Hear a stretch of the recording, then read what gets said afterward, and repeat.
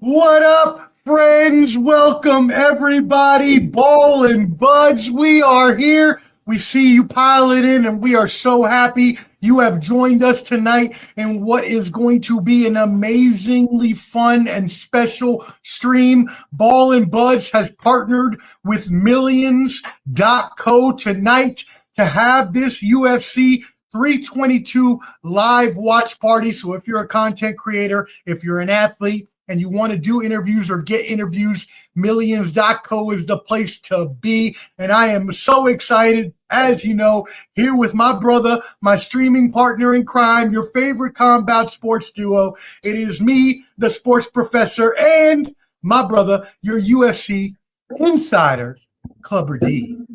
That's right. That's right. What is up, people? We got you on a Saturday night. Usually when we talk to you on a Saturday night, it's us leaving your house. You know what I'm saying? And you know, we're taking all your snacks and all your liquor. But we're here today to do this watch party for UFC 322. I hope you guys are tuned in. If you tune in for 1 second, 2 seconds, like, follow, hop about. You know what I'm saying? We're still here. Just like and follow. We're on the millions because we want to make millions. And hopefully we're shown to the millions. But that's all the promo I got today right now. Oh, bars. There we go. Bars, my friend. All right. Yeah, hit that like button whether you're watching now or on the replay. Really helps us out in the algorithm. It is free to you, but invaluable to us as well. Make sure you subscribe at Ball and Buds, BALLANDBUDS on YouTube. There's a handy QR code right up there at the top. That'll take you to our link tree. You can find all of our social media, our YouTube, our Instagram, and as well Clubber D's YouTube is there as well, Clubber D. So go ahead and tap in and subscribe at his YouTube. That's right. And you guys got to tune in. If you are a fan of football, there's college football today. There's NFL tomorrow. We will discuss all the games and all the goings-ons tomorrow around 7:15 to get you ready for that Sunday night game. So tune in tomorrow if you like football also. And don't be afraid to comment, okay? Because we are in the comment section. We up in here. We up in the DMs, you know, ask your mom about it. But just come in, comment, and talk to us. Have fun tonight. Let's go. We're only having fun tonight. Nothing professional, nothing polished. We don't have anything planned. We have some special guests coming on for you, though, and we will interview them. So, we're just having fun now. So right now, what's going on the stream, Clubber D? What we got? Right now, it's the beginning of the pay-per-view. I guess overriding my muting other music on that side, but I'm hearing all the pay-per-view starting. They're just doing the intros as far as the UFC 322. You know, it's in Madison Square Garden. You're going to have JDM against Islam Makhachev. Is going to be a battle. And if you didn't see our predictions, you know, let's hear your predictions of who you think is going to win tonight. You know what I'm saying? And we're going to kind of compare and contrast and see who was right and who was wrong. And if I'm wrong, remember, I'm always the after the fact king, because I will just say I picture it the opposite way after, you know, whatever happened. If I said the incorrect thing. The Clubber caveat is always in effect on this program. Skippy. Did it start for you and everything? You good? Hey, everything is beautiful on the YouTube. Everything is beautiful on the Facebook. Please, again, make sure you subscribe at Ball and Buds. Make sure you subscribe at Clubber D. By the way, we got some the UFC. Your UFC starting everything? Yeah, I'm having a little bit of streaming issues right now because I have these cheap ass phones. As you know, Clubber D, I'm not good with phones. I think we both know that pretty well. So what happened was, while I was at said Redskins game this year, or Commanders game, excuse me, I lost my phone, as we all know that I want to do. And so I had to go back to my backup phones. And I told you I had a Samsung J7. Oh. It is from 2015, and I need you to see the cracks on this bad boy. And I told you I can't add apps to this. So it's so old, I can't add apps on my phone. Is that a leather backing to that phone? Is that a leather? That's how old it is. There's a leather backing that my mother put on there before she gave this to me as a pack. Man, it looked like the piece of a psychiatrist's chair. Like, what is that? Like old catcher's mitt. What type of phone is this? Why is it cracked up like that? Why is it like Spider-Man went like what is that all about? So I can't. Yeah, so I can't add any ads to this. Apps. It's a dumb phone. I can't even put Instagram. Every time I put an app on, it gets mad and makes me delete it because the memory is used. I know your fingertips have this microfiber cuts on them. I mean, death by death. You just slit your finger right there. Good grief, man. Yo, if y'all don't know, I am the master of the broken and lost phones, and all my friends know it, including Clubber D. So we're Look just like they gonna were move on fighting from a that. crowd as DC's doing the intros. Oh, are they really? Yeah, just to catch all up though, if you didn't watch the Uh-oh. prelims, Yes, RoboCop, I please. believe he won by decision. I thought he was going to knock him out, but he didn't. And Bo Nickel actually scored a knockout, a head kick, which was amazing. Okay, so he's kind of bounced back. He lost not his last fight, but the fight before. So Bo Nickel, his stock has risen for all those Bo Nickel fans out there. He's the And so, pride what do of you think America. about that going forward then? Because remember how highly regarded he was, and he lost a couple fights there. So, Well, what is his trajectory? UFC's probably like, thank God for that, because he was going to be their darling. You know what I'm saying? But the beauty Mm-hmm. about MMA is that it's not like boxing. Boxing, everyone wants to protect that. Oh, you're rarely going to see people that are undefeated at high level in MMA. If you are Mm-hmm. undefeated, cool, but you're not going to see no like Floyd Mayweather 50-0 type stuff. You're not going to see that stuff in MMA. It's just Mm-hmm. damn near impossible, unless you're John Jones. But that's an anomaly. That's why he's Yeah, considered the shout out. GOAT by a lot of people. Hey, shout out to John Jones and Mike Perry. I met them at the Dirty Boxing here in Nashville. I went to the weigh and I met both of them. It was pretty awesome, super cool. So yeah, y'all check out Dirty Boxing. They're doing their thing there. But yeah, we're super excited for UFC 322 tonight. Before we get into that, Clubber D, I know you were planning before we had this really special opportunity to do a watch party for the Eubank Benn fight, Eubank Junior Benn fight. Hmm. So could you please give all of our fans and let them know what happened with that fight today? Well, that fight was pretty much the opposite. Well, I'm not gonna say the opposite. I think I mentioned when we did the stream that that weight cut that Eubanks take, it caught up Mm-hmm. with him. Okay, He you just did looked talk like about he that. just wasn't into it. The first fight, it was a firefight. They're going back and forth, but this one, he was just drained. He just didn't look the same. You know what I'm saying? He had a cool entrance again. Last time, had his dad come out, they played Simply the Best, and they came out with like an orchestra that music turned into Still DRE by Dr. Dre. But this time he actually had 50 Cent Ooh, bring him out. 50 Cent did like a whole damn concert, nice. Hell yeah. rapping to the ring. But I feel like Eubanks, he's 36 years old. Um, he should never fight at that local weight class again. It was a good ending of the chapter for Conor Benn and the Benn family. Finally getting a win over Eubanks. It was fitting. He got knocked down twice in 12, and he looked out of it.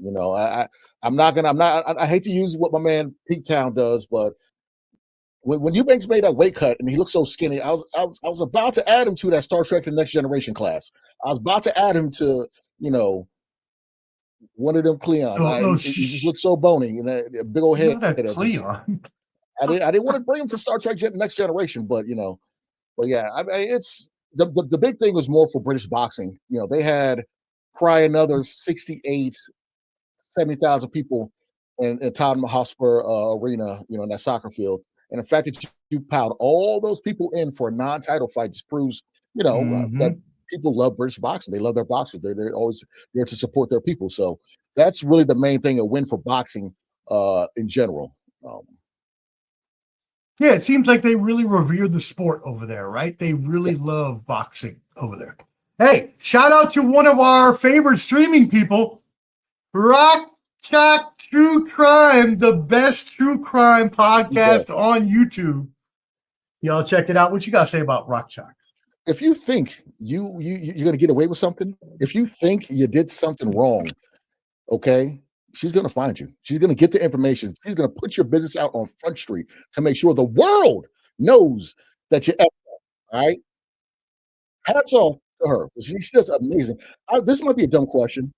What does rock chalk mean as far as was it Kansas Jaybirds? What does that? What's that mean? That's What's what the I meaning behind think. that? That's what I think. I think it's the Kansas Jayhawks, but I don't know. Jayhawks, yeah, not Jaybirds. But what's the meaning of that though? You sure did say Jaybirds. I missed that. I did, yeah, I did. That's all. It's late, man. Sure, I'm Um, asleep at this time. you know what? I think she told us one time. I don't remember, but I think she told us like it's some kind of chant they have. Ah, Right? Isn't it a chant though, rock chalk? What's the rock chalk mean? I yeah, know what you does that told me mean? one If that time. I forgot. Um, She's an alum. Okay. Okay. She's an alumnus of Kansas. Okay. Didn't Paul Pierce go there? And then she's gonna. Oh yes, he did. Okay. Oh, Rock Chalk is the mascot. All right. Okay. Yeah. Okay. Gotcha. Who else was there? Yeah. Paul Pierce. Paul Anthony Pierce, the best Anthony kid. Wiggins. Oh, Danny. No, Wiggins was Kentucky. Yeah. No, and did Wiggins go there? Danny. No, Wiggins didn't. But what's his name? Anthony. It was back in the 80s. Anton Walker went there. No, Antoine Walker. Where did Antoine Walker No, go? Jamal Basham was Kentucky. We're all jacked up on college basketball. We are all jacked up on college basketball right now. Who's the? Yeah, I don't. Okay, yes, it's the mascot. Okay. No, thank you for tuning in. We really appreciate you. No, that's awesome. Thank you for the update. Wiggins did. Yeah. There you go. Good job. Canadian. Nice. I know he's Canadian. All right. Well, tell us who else, because you got the greatest, one of the greatest, Paul Anthony Pierce. Paul Pierce is one of those players. I will say this about Paul Pierce. He looks like he's never in shape. Like he's good. You know what? Don't talk about my man like that. Don't talk about my man like that. Pause. Don't do that. Pause. I mean, he's my man though. I don't even. No, I'm not saying he's garbage, but hey, James Toney's a great boxer, but he's not winning a six-pack competition. Let's keep it 100. So Paul Pierce looks like he doesn't look athletic, but he is. It's like the Dusty Rhodes of basketball. Dusty Rhodes leggings. Every time I hear Dusty Rhodes, I think of Papi Chunier. Perry Ellis. Perry Ellis, like the fashion designer. That's what I'm saying. Like Perry Ellis, like foreign or something. Hold on, I need to pull a Kansas Jayhawks all-time list up here. What's going on in the pay-per-view right now? They're just talking about the first fight. Daniil versus Benoit Saint Denis. Okay. Azubuka. Okay. Yeah. Rock Chalk reminds me of my brother when the Raiders are playing and it's like some off-brand Raider player that nobody knows or cares about who might be. I love when he does that. And Danny Manning, who was who I was thinking about. Who played for the Suns. Did you know Wilt Chamberlain played for Kansas? I never knew that.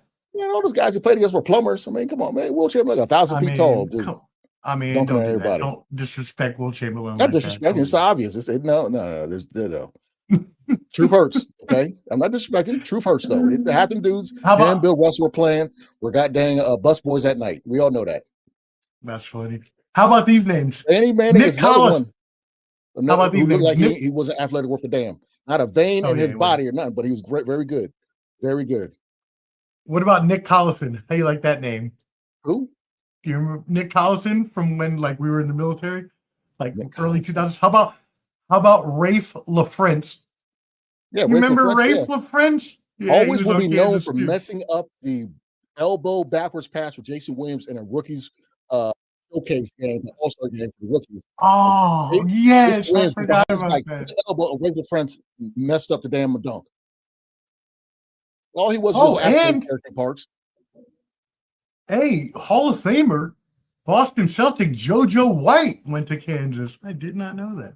That was way back in the Negro Leagues. Somebody know about that. Okay, the Negro Leagues were not basketball, sir. We got. I love that. Denise being checked by the top before he gets in the octagon. Oh, Kirk Heidenreich. Okay, Heidenreich. Kirk played for the Bulls, played for the Wizards. No, we're not going to do that no more. Yeah, we love you, but we can't keep hyping your Kansas Jayhawks up because neither one of us are Kansas Jayhawks. Yeah, I don't think they. Although I do love Paul Pierce. How's your basketball team? How's Virginia Tech this year, Liberty? How's the basketball they got a beast. I'm not really a Tech fan, to be honest with you, but they're. That's right. They got that kid, right? Yeah, he's like the Luka. He's good. I don't know his name, but he's a monster. That's right. I heard about him. Yeah, I heard about him. Hold on. I followed more George Mason because of Snail. Because we used to go to the games and stuff before they went to the Final Four. Look at their roster real quick. Because I know I read an article. Bill Nichol's kick was phenomenal. Right. It was very good. It was out of nowhere because Bo's stand-up was not good. He's obviously worked on the stand-up, but they put him in against a fire that's gonna more of a ground guy. So this is a perfect fight for him to kind of show off his new stand-up. Because they both fought the Ritter. He just didn't look comfortable standing up, and Bo's just a wrestler. So you have to be well rounded in MMA. You can't just be one thing. And Bo's it's a stepping stone. He's getting there. I'm happy for him. His name is Nicholas Avdalis. Nicholas Avdalis. Yeah. And he had 14-7-5 and 2 blocks the other day. Holy shit. They talked him out of going pro. The head coach, we met him like 2 or 3 years ago, talked him out of going pro and playing for Tech. So that was good on him for doing that. Wow. Yeah. And fun fact, Steph Curry and his brother both wanted to play for Tech but they didn't recruit him, which is just wild. They didn't recruit them? Well, Steph went to Liberty and then went to Duke. But yeah, I think they recruited him because they both wanted to go to Tech because that's where Del Curry went. Got a question here for you from Rock Chalk. What'd you think about that head kick? She hadn't turned in yet. I answered it without posting it, but I'll say it again. That head kick was phenomenal. He's clearly worked on his stand-up game because that's what he was lacking. He didn't look comfortable standing up when he lost his fight and when he fought previously. He's just a wrestler, but now he's incorporating stand-up. He's more complete and well-rounded. So good for Bo. He needed this fight. Get that confidence going. We know you can wrestle, but now he's proven that he can stand up a little bit, so that's good. Danil's in here wrapping up everybody. Okay. Asking who you got in this fight. I'm going to go use the restroom. We're about to have a special guest come on.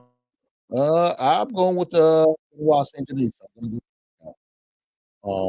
don't know if it's going to be the first, second, or third, but I feel that Benoit's going to knock him out. Benil's a very good fighter, but he's always been that above average. Never really, I don't think he's had a title shot, and he's kind of long in the tooth. So I'm going with Benoit.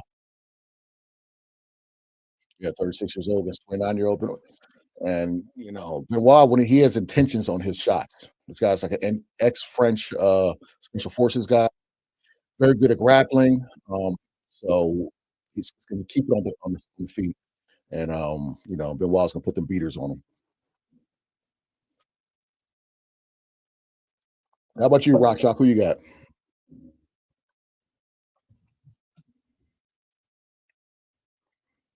So we got Bruce Buffer doing the announcing. His brother Michael did the announcing for the Conor Benn and Chris Eubank Jr. fight earlier today. Earlier today over in London. And I wonder, what is their net worth as far as doing all this stuff? Saying a few words. You took Benel. Okay, well, we'll see. If anyone doesn't know the story of the Buffers, you got to check that out. Michael Buffer. They didn't meet each other until Michael was like 39 or 29 or something. That's pretty wild. Oh, that's right. You told me that story one time, right? The brothers never knew. Okay. Yeah, they didn't know each other. That's crazy. Imagine that. You've never met were they half brothers or step brothers? Yeah, were they half brothers? Okay. The world famous. Man, did you watch the verses between you probably didn't because I didn't, but you may have. Did you watch the verses between the South? What was it? The No Limit Soldiers and did you watch that? For a hot second. It's just, not that I'm a big Wayne guy. Wayne wasn't there. They didn't even do 20 songs.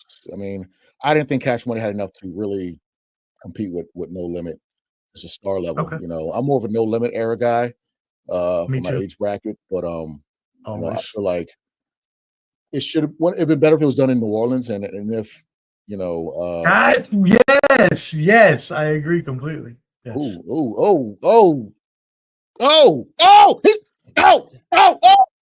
Benoit knocked him out first round. Out. Whoa! Just look around. What happened? Benoit, Saint Denis, down with that right. He kissed the ground. He kissed the canvas. Says he wants that belt shot. I've been saying to him, you turned me. When you lost just before I was like, but he just bounced back. I told you, Benel's a little longer than two. I told you he'd knock him out. I called it. You did. Oh my God. Wow. Hello. I mean, when he hit him, he went bam straight down. You know, you had a long day at work, you just fall on the couch, like, oh, that's what he did. Like, just like that. Yo. Just the cushion. 16 seconds. He got him up out. Like he was ready. He has a dinner date tonight. Like, look, he's looking around. He's looking around like, what happened? What happened? You know what happened? He went to the shadow realm. Yeah, he took 2 shots in that kid. He got a great leg kick. Swept the leg perfectly. And then right on the temple. Yep, right on the ear. And headbutted the ground. He did a Chris Benoit. Off the top rope. Bam, headbutt. No headbutt action. God, unfortunately, he had a self-tombstone. Good grief.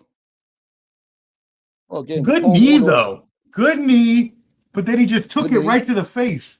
Right to the temple, right inside. Wow. Yeah, you can't, I mean, you're defenseless like that.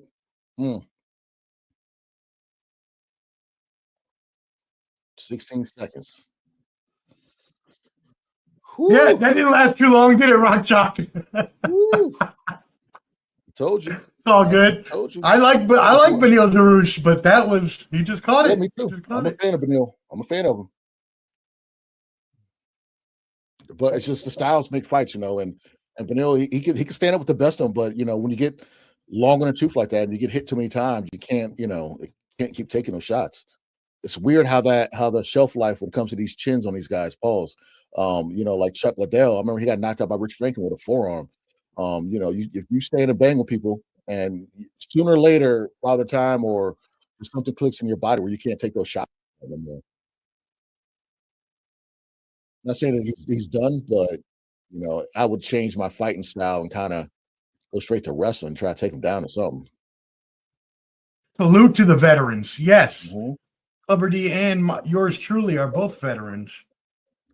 So is he. He's special forces. Oh, he's special forces? In France, yeah. Okay. Again, thanks everybody for tuning in. If you tuned in for 1 second to 2 minutes, appreciate you.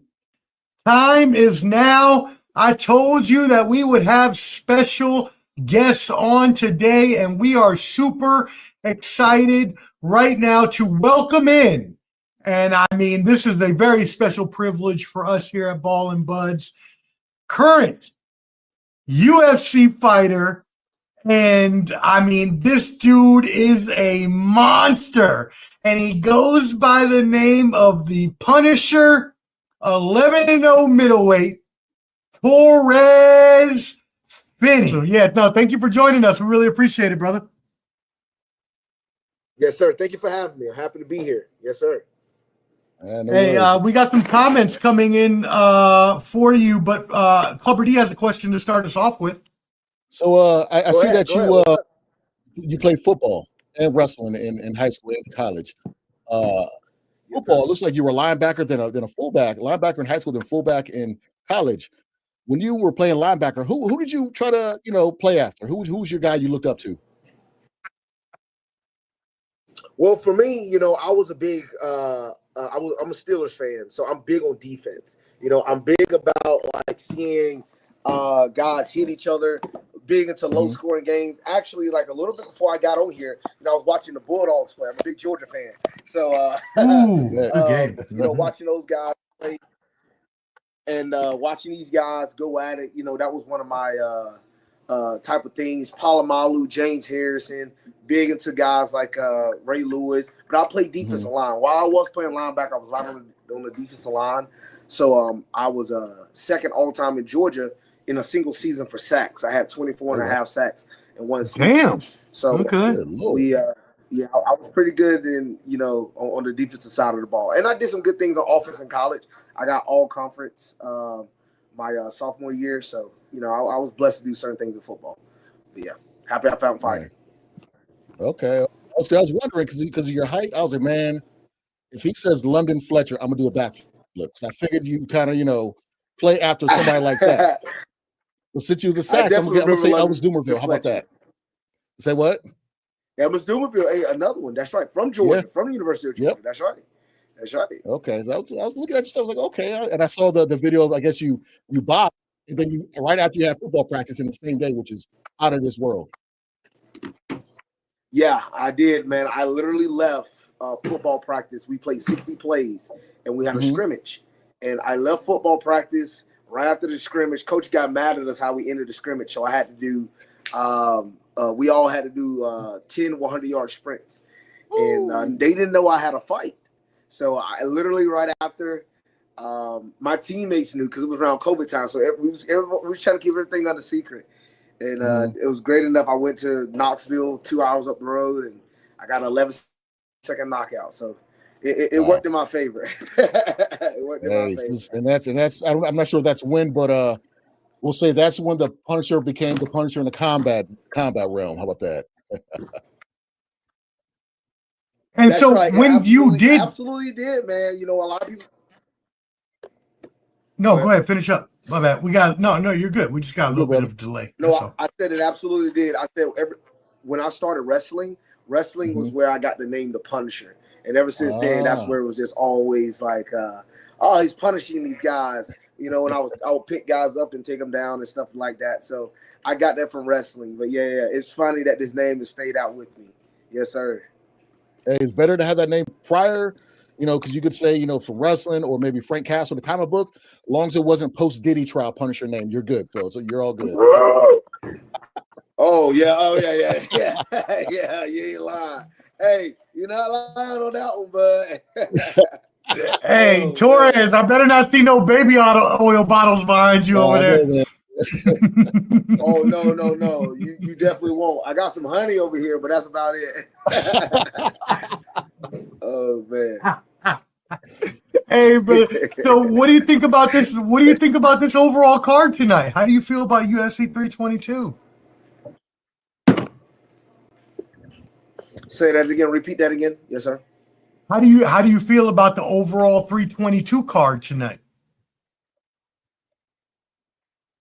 Oh, so far, it's been really good. So, one, I had a friend that we fought all the way up, funny enough, all the way up to the UFC together. Malcolm Wellmaker, we both from Georgia, and Malcolm, you know, he just had his first loss, and yeah, man, I was just, you know, a little disappointed, you know, about that fight. But granted, that guy took it on 2 days' notice, so you know he fought hard. You know, just some areas for him to clean up, but you know, really big friend with Malcolm. You know, we came up together. We fought a lot of the regional cards together, a lot of the pro cards together. So yeah, you know, we talk a lot between me and him. So yeah, it was really cool to see him go out there and be able to perform in Madison Square Garden. But you know, wish he would have got the win. But overall, he's been on the Jackson podcast. If I'm mistaken, right? With Rampage, he's been on that podcast a couple times. Yeah, he did. Yes, sir. I'm familiar with him. He did. Yeah. Damn. And then the Bo Nickel knockout. I had an opportunity to train with guys like Vieira before. So that was really interesting to see Bo Nickel knock him out like that. That was a great win from Bo Nickel. Great win for Bo Nickel. Yeah. Now is it tough to go ahead, Omar?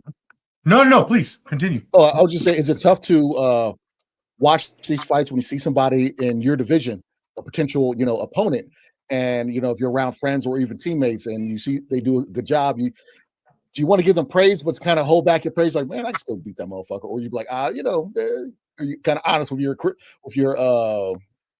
breakdown of their fights? How's that work for you? So I'm honest in terms of breaking down fights, and honest and like how I would approach and how somebody else is going to approach. We all have different skill sets, and it's about who can utilize their skill set the best for that fight.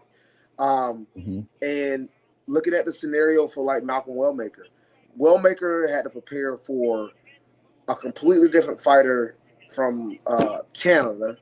Then he get Cody Haddon on 4 weeks' notice. Then on 2 days' notice, he gets a completely different fighter.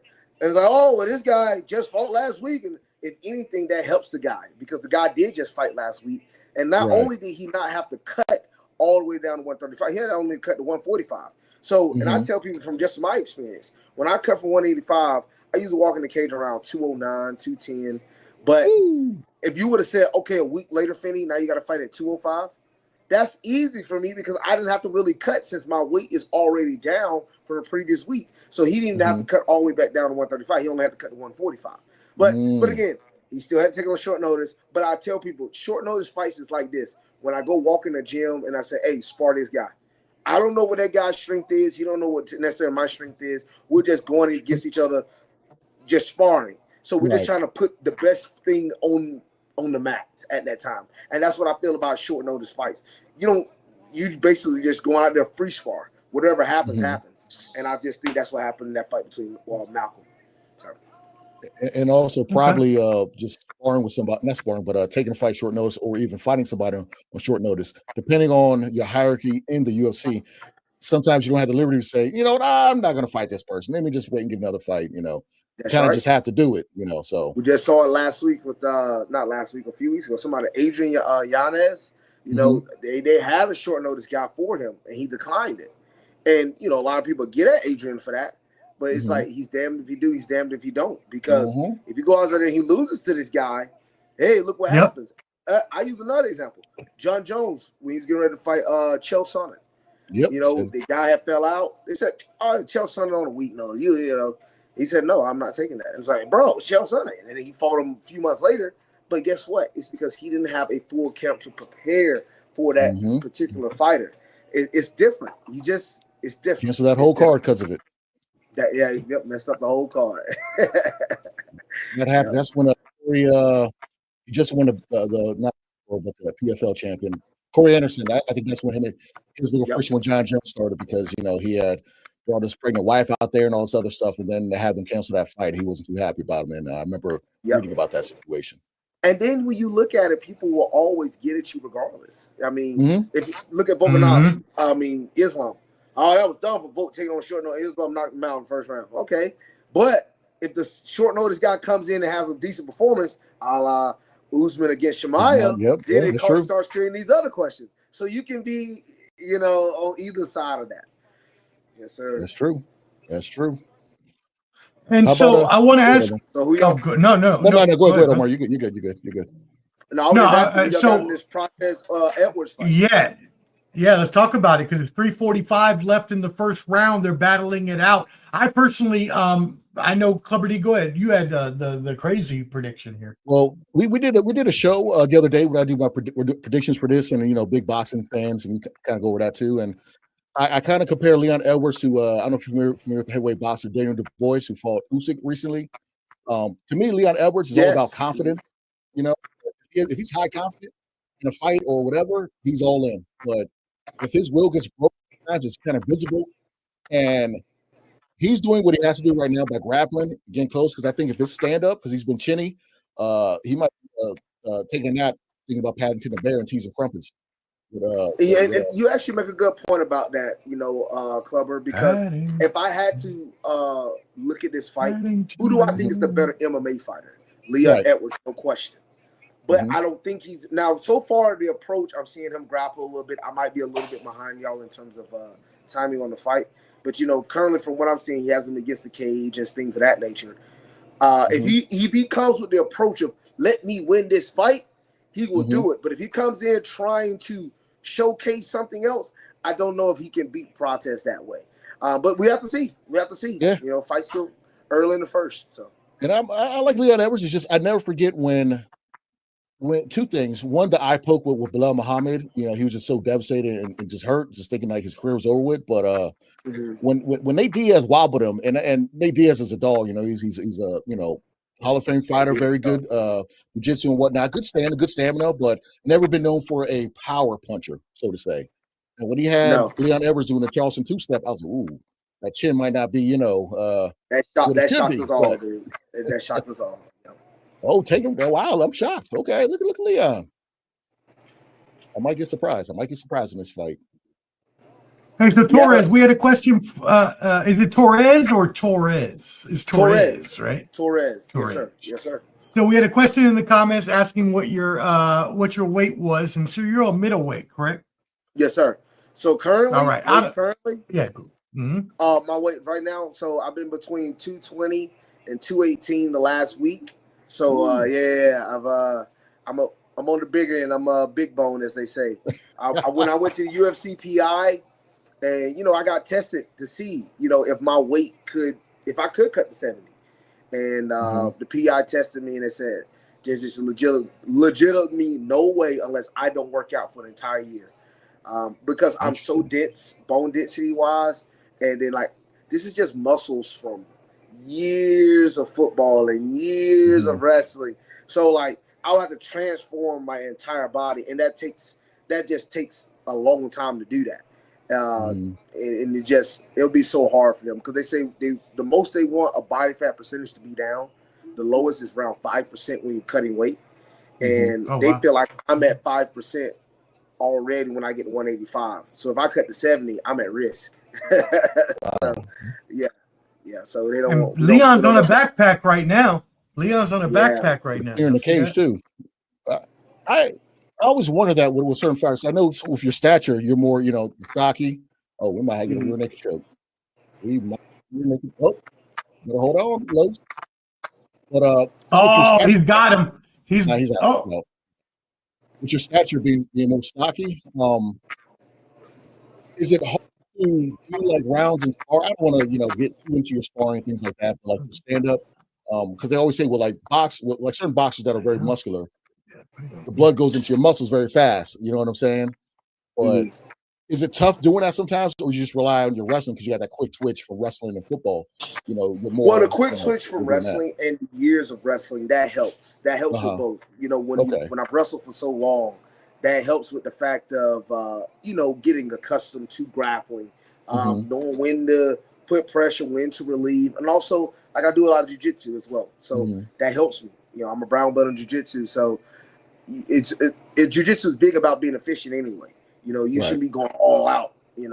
I'll go all out in winning this position, and then I know where to control and make the bottom man work more than I have to work.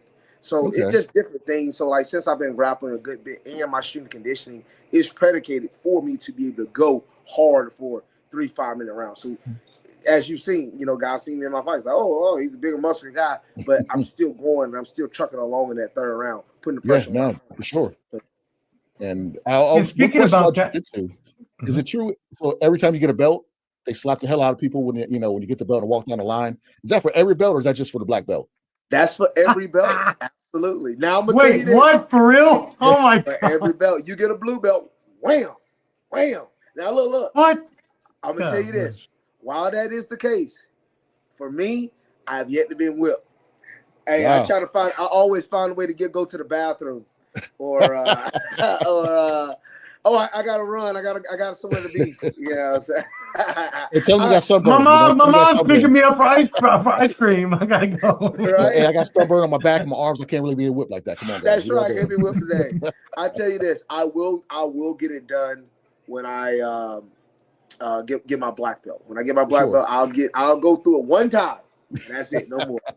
Those videos are wild. I just set that up. Man, we're gonna have to go outside. You do that, hit me hard like that. Come on now, Jesus. Facts.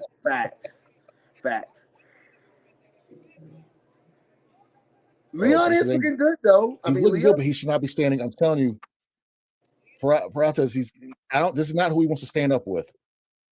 Ooh, that's the question. Not to eat my words. This is the question sometimes, and I'm not taking nothing away from Pratas. But sometimes, when the UFC... there we go. Here we go. Tea and crumpets. Second round. Tea and crumpets. Wow. I called it. Yo. We got 2 early finishes tonight, baby. Let's go. I'm 2 for 2. I literally, I said that was the dumbest approach. The better MMA fighter is Leon, but Pratas is going to go out there and try to... Leon going to try to strike with him. MMA IQ is the biggest thing in this entire game. So many guys could be easily the better fighter, but they go out there and fight a dumb fight, man. Man. You're so right about that, because with the Bo Nichols fight, I was saying, Bo needed to work on his stand-up, and that leg kick, it's good for him because we just know him as a wrestler, and it's this the reason why I love MMA is because you could be an all-star boxer, you could be a Hall of Fame boxer, a la James Toney, but you step in that cage, if you're not well-rounded or at least know something about the ground game or how to grapple or something of that nature, you can get exposed easily, you know. You get exposed. And that's what again, Leon should have taken him down more. He should have kept. Again, I don't know why. I don't know why guys are not smart with their approach to the game. Get the win. Get the win. Like, for instance, it would be dumb if Islam Makhachev came out here and said, I'm going to just only stand and not shoot a single shot against JDM. Well, yeah, you deserve to lose. You know, Bilal Muhammad, well, he fought JDM. You deserve to lose. You didn't fight your game. That's not your game. There's no way you actually believe that you had Canelo hands. There's no way you actually believe that. I'm sorry. You got to go out there and play your game. That's why these guys, stuff like that happens. How do you feel about this? I said for the main event that if it ends in 3 rounds, 1-3, I got Islam because he was able to take him down. I think if it goes for 5 and he can't do the takedown, it's going to be JDM. That was my prediction for the fight. I had to do a 2-part type thing. This is interesting because I remember the fight when JDM fought Basel Hafez on short notice, and Hafez came there on a week's notice and took him down at will multiple times. Where watching the fight live, I actually thought JDM lost live. Going back rewatching, okay, and then they talked about he had a nose problem, he was sick, etc. I hear that. But then I also look back at the other thing. Then I look at, look how he fought Gilbert Burns. Yep. Like Makhachev has better wrestling than Gilbert Burns. Maybe not a better submission artist, but in terms for MMA, he might be a better submission artist. And for MMA purposes, I don't know. I just seen too much of JDM getting taken down, and I agree with Islam. Bringing in Craig Jones for 1 camp with 2, there's just not enough to accumulate the years of grappling that this guy been doing. So I don't know. Also the weight too. I want to see pause if it sounds weird, but I want to see the weight on Islam day of the fight because you could say he's a weight bully, at 155, but now at 170, how translate up to that weight class? How much is he walking around at? Is it going to come in around like 180, 185, fighting at 170, or is it going to be maybe, higher than that, or be, closer to 170? So Islam probably going to walk in the cage around 185, 188. I've heard from people, I know that train with him, that have been in the ring with him. Heck, I'm about to say, from what I've heard, I train with my head coach. Here's Daniel Cormier. That's currently where I'm at here now, here in his gym. So, with DC being my head coach and stuff, we learn a little bit about how the Russians train, how to do some things. You're right. He's probably walking the cage around 188, 190-ish, right at the cusp. But yeah, I definitely think he's gonna be a big boy in there. And there's been a lot of words that he grappled a lot of bigger guys on like occasionally, and he does a lot of work to him. So that's why I think this is gonna be. I think people gonna be shocked a little bit, but I'm not discrediting JDM because JDM is really good and his boxing is so clean. And if he can land that shot that just wobble, he's a finisher. He knows how to get out. He's been knocked out before, he's not defeated. And it was pretty much by somebody not many people know who is. So who that guy is. True. So Islam can get caught. Now, before we get to the next fight, we got to talk about judo. We got to find out what's going on. Your last match, you beat Robert Valentin, 10-0 fighter, undefeated. You beat him by a split decision. Your last bout got canceled in August. Can you tell us what happened with that last bout and what is going on for your next fight? Yeah, so I was dealing with an injury. Got a little hurt in training. So I had to do what's best for me. But now, I'm back. I also, like I said, I found me a new team. I'm here training at Daniel Cormier's. We got a fight team called the Academy, the Fight Club. We have a lot of really good guys here on the team here in Gilroy, California. And it's been one of those things for me where I've just been training, staying at it, getting better. I feel like I've just grown so much since being here, training here with all these guys. So, DC putting us through the ring. Heck, he'll spar with us. He'll grapple with us. We go with him. And guys like Antonio and Andrade. We got some guys here that are going to be coming up soon. We got a few guys that fought in the contender series like Chapolin. Oh my gosh, Emmanuel Rodriguez, Tommy Gant. We had a lot of guys that won and got contracts now in the UFC. So we're gonna have few more guys, and man, I just think we're gonna be a really good team overall. And as you were asking on what's potentially next, what's next? I have fight news. I have fight news. Go. I have fight Breaking news! Let's go, baby! I can't break it yet because that'll be breaking past the. But I have some fight news coming up soon. Yes. Okay. Is it going to be in the next couple months? Are we looking towards the beginning of the year? Yes, it will be beginning of the year. Absolutely. Okay. Yep. All right. Cool. Yes. Welcome in Johnny Munoz joining us, former UFC fighter. What's up, guys? How you guys doing? Hey, we living it. How you doing today? Doing good, man. Did you guys see that knockout? Woo. We did, brother. That was wild. I didn't see that one coming at all. That was a real shocker. Honestly, part of me was a little like, because I liked Leon, so I was like, man, that was a hard one for me. No, I was with you. I had Leon as well, but hey, he took that shot right to the jaw, and that was it. Yeah, just straight right down the pipe. It didn't get any clearer. There was no telegraph to it, just right down the middle, and that was it. You're right. And So so, how you living, John? You on a 2-fight win streak, I see. Yeah, right now a 2-fight win streak.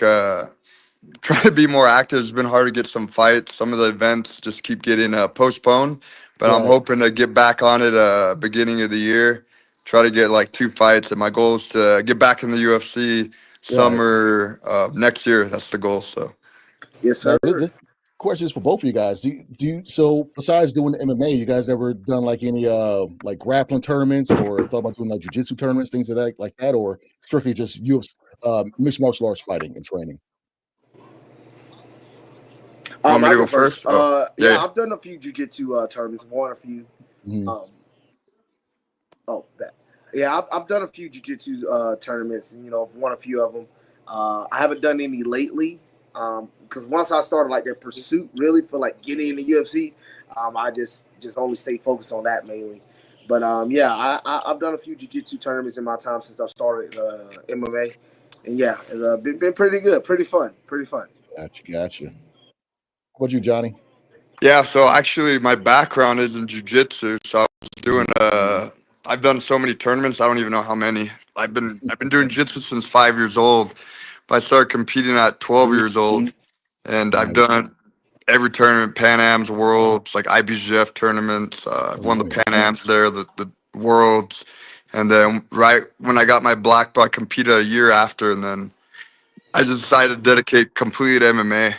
So with the jiu-jitsu experience helped out a lot, but it's a completely different game, so I couldn't continue to do that. I had to focus on MMA. You prefer the gi or no gi? I liked both when I was competing back in the day. Now I prefer no gi, probably because it's more relatable to MMA. But I think the gi is real cool. It's more traditional. Plus, you get your belt rank, and I think it's one thing I think a lot of fighters should be doing. Like, to set yourself up in the future, I think it's so important. Like, think of training like you're in college. So jiu-jitsu, you're getting your belt ranks, you know what I mean? Blue, purple. Try to get your black belt because, after fighting, maybe you want to open a gym. And honestly, jiu-jitsu, you're going to make money from the public. Training fighters not always doesn't make you money, but training the average people don't want to get hit, but they'll do jiu-jitsu. So you could always, if you're a black belt, you could do that. But if you're like a blue belt, it's kind of hard to open up a BJJ gym. Right. Absolutely. He's right. Now, did you, I'm not going to name any names, but when you made different belts, did you go down the line and get whipped, or did you like run away and hide like some people? Not naming names though. Yeah, so honestly, it's funny you bring that up. When people get promoted, that little whip thing, like I've never came up with that system. I think it's kind of funny. I don't know. I think it's kind of, I don't like, I see some guys, they get really messed up. So all y'all are ducking the whips. Yeah, so we got all these fighters ducking whips. What's happening? I'll admit it. I ducked the whips. Are you guys black belts or? I'm a brown belt. Okay.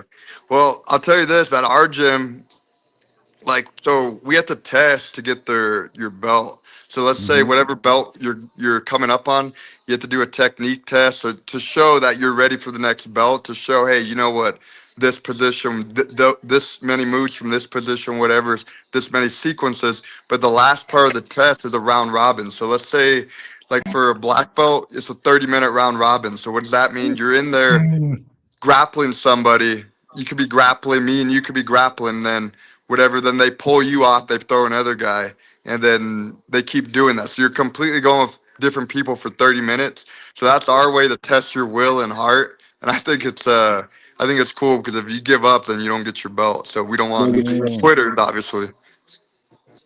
That makes sense. Yeah. Iron Man right there. So look, we got the walk-in coming through. Michael Morales versus Sean Brady. Welterweight fight. Now, I asked Clubber D on our show on Thursday whether he thought the winner of this would be in line for a title fight, but he is inclined to say that Dana may have other people in mind and other people may have been called out. What do you all think about this fight? For me personally, I definitely think this was actually one of my, besides the main event, this is my next best fight I was looking forward to. This is the definition of like two styles, colliding. Morales gonna do everything he can to keep it on the feet, and he's got the power to put it away on the feet. But I love Brady's grappling, man. If Brady can like force these takedowns and actually get him down, get great control, I think he can. I think for Brady, could he sub? Yes. I think Morales is a little too athletic. I think he'll be ready. Have his defense sound. He'll be ready for all these different sub attempts. So don't be surprised if Brady wins this baby by decision. But I feel like Morales has to really put this away, like really hit this guy. And this is gonna be a tough one. This is a tough one. I like this matchup. Johnny, what you think? Yeah, so I mean, I never watched much of Sean Brady, to be honest with you. But I always hear he's a great wrestler, good grappler. The only fights I really actually watched of him was when he fought Bilal, and then when he fought Leon Edwards. But everybody always talks how like great of a grappler he is. So I mean, and I believe I want to see it. Michael, on the other hand, a lot of people don't know that he has a wrestling background as well in Ecuador. Probably not as obviously as prestigious as what Brady got, but yeah, he could grapple. And the funny thing is, I used to train with Michael down in Mexico. I was at that gym for 4 years, so I know Michael very well. One thing I could say about him, he's a very athletic guy. Like I don't think he's like anybody could take that dude at any gym. He just has that athletic ability. You know what I mean? He's like a very easy guy to teach. So it's not. I think it's just there's certain guys that you have to teach and mold, but he's one of those guys I think just has all that talent, and athletic ability that I think he's just one of those gifted guys. I don't think nobody taught him that. And I've seen him train, and he's able to do some pretty wild stuff. So this fight's exciting. Plus, I know him too, and I've always been cool with him. Man, we were talking to Torrez about that. Like, it's tough watching your friends or ex, gym mates or sparring partners or fight if you guys have like a bond. You know what I'm saying? And I'm sure, like, if you see one of your friends get knocked out or whatever, get hurt, you kind of want to jump through the TV, like, hey man, leave him alone. Is it tough to stay to see as you're watching, your friends fight? Nah, for sure. I mean, I get more nervous when my teammates fight than when I actually fight. You know what I mean? Like when I'm walking out, like before we walk out, we're like in the behind the curtain, and then we walk out. Like I'm nervous. So like, man, like how do I even fight? But when I fight, I don't feel that nervous. But I'm more nervous when my teammates fight. It's weird. Gotcha.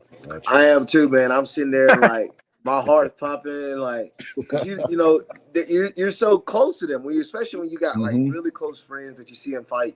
It's like, man. And then if you also know, like, man, this other guy's dangerous too, and you're like, you feel so nervous for him. But when you step in, you're like, you're willing to take on whatever comes.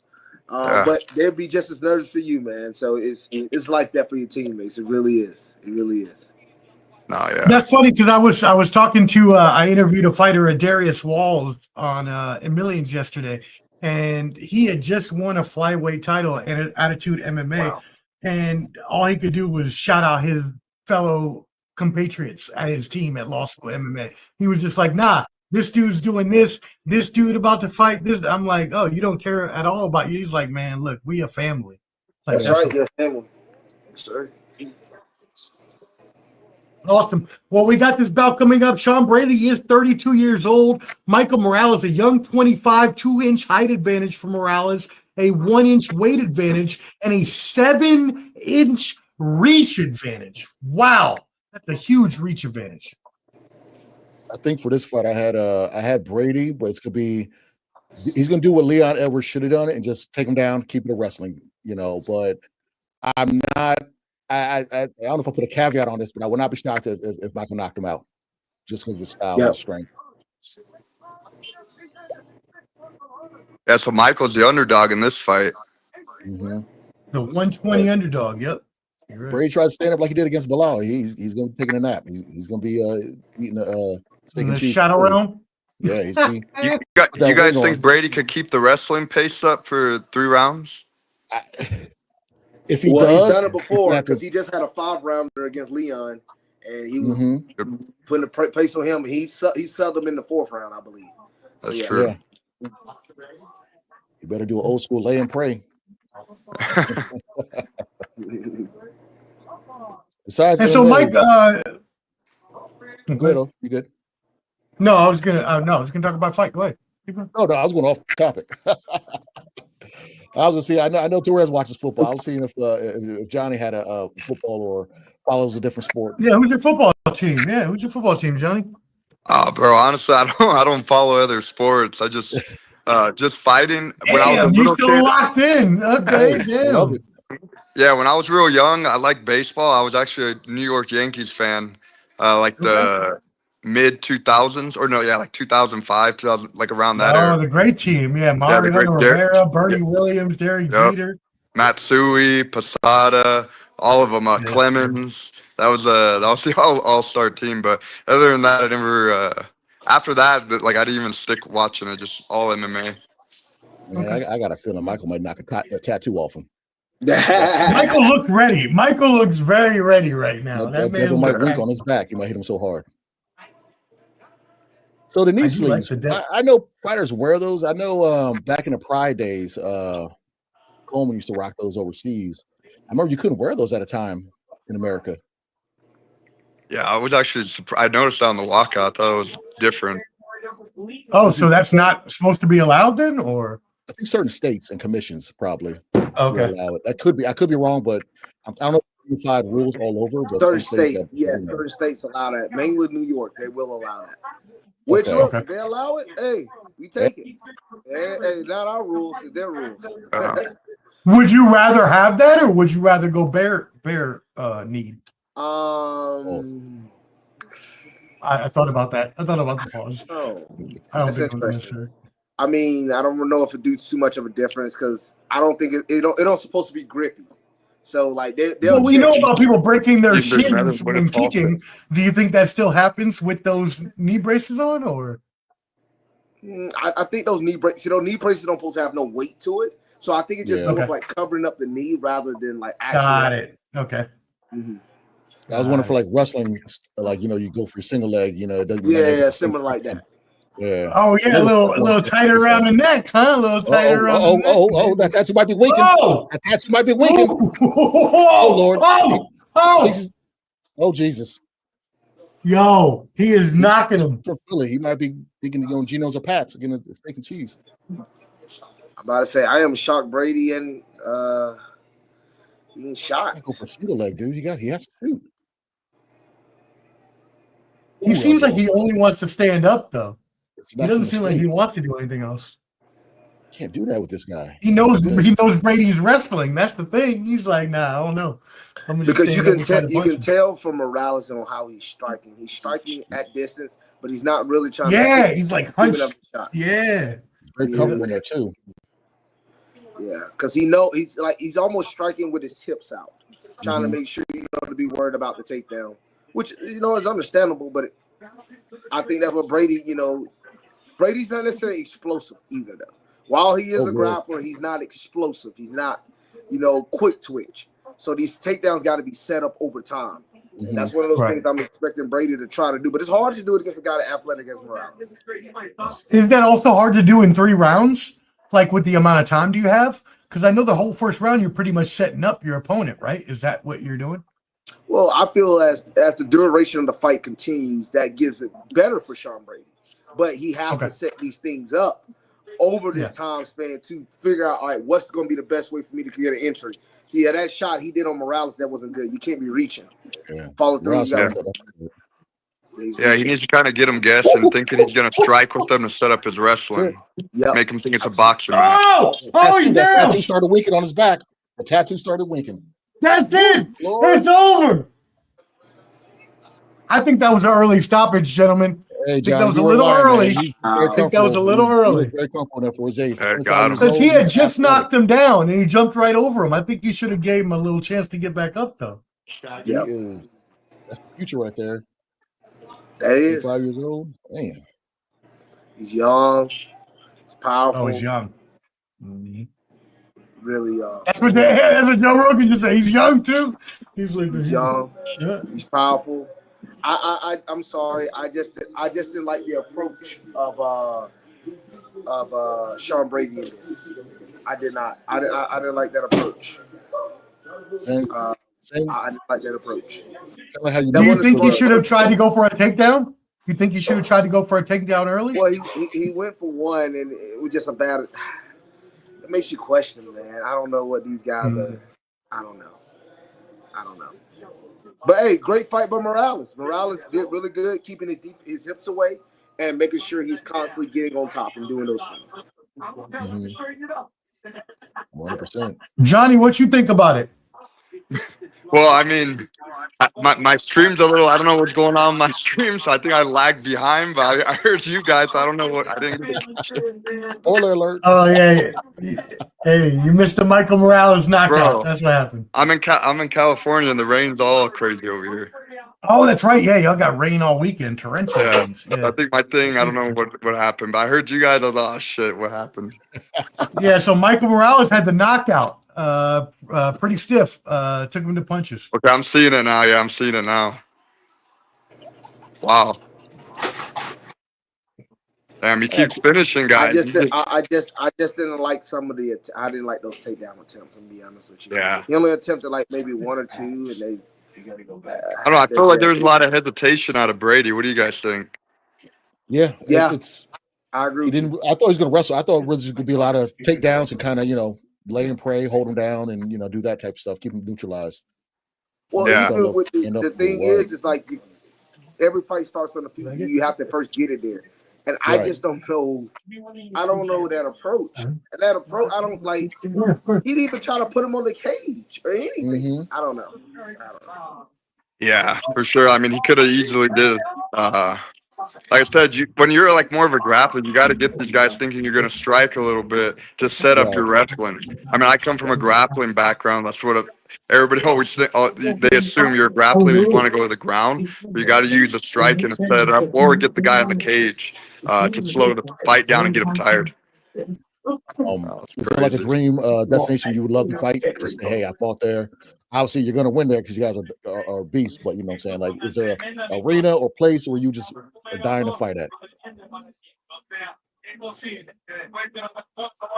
An arena place? Well, funny enough, I would love to fight in Madison Square Garden or any of those big arenas like that. It would be a great opportunity. So, that's one of those things that I would love to fight in. I wanted to fight in Atlanta this past year, but again, I was a little hurt. They came to Atlanta. So whenever I come back to Atlanta again in my home state, it's only an hour away from my hometown. Boy, I would set up. There would be so many people there for me. So, yeah, I would like to fight it in Atlanta. I know that would be a great. How about you, Johnny?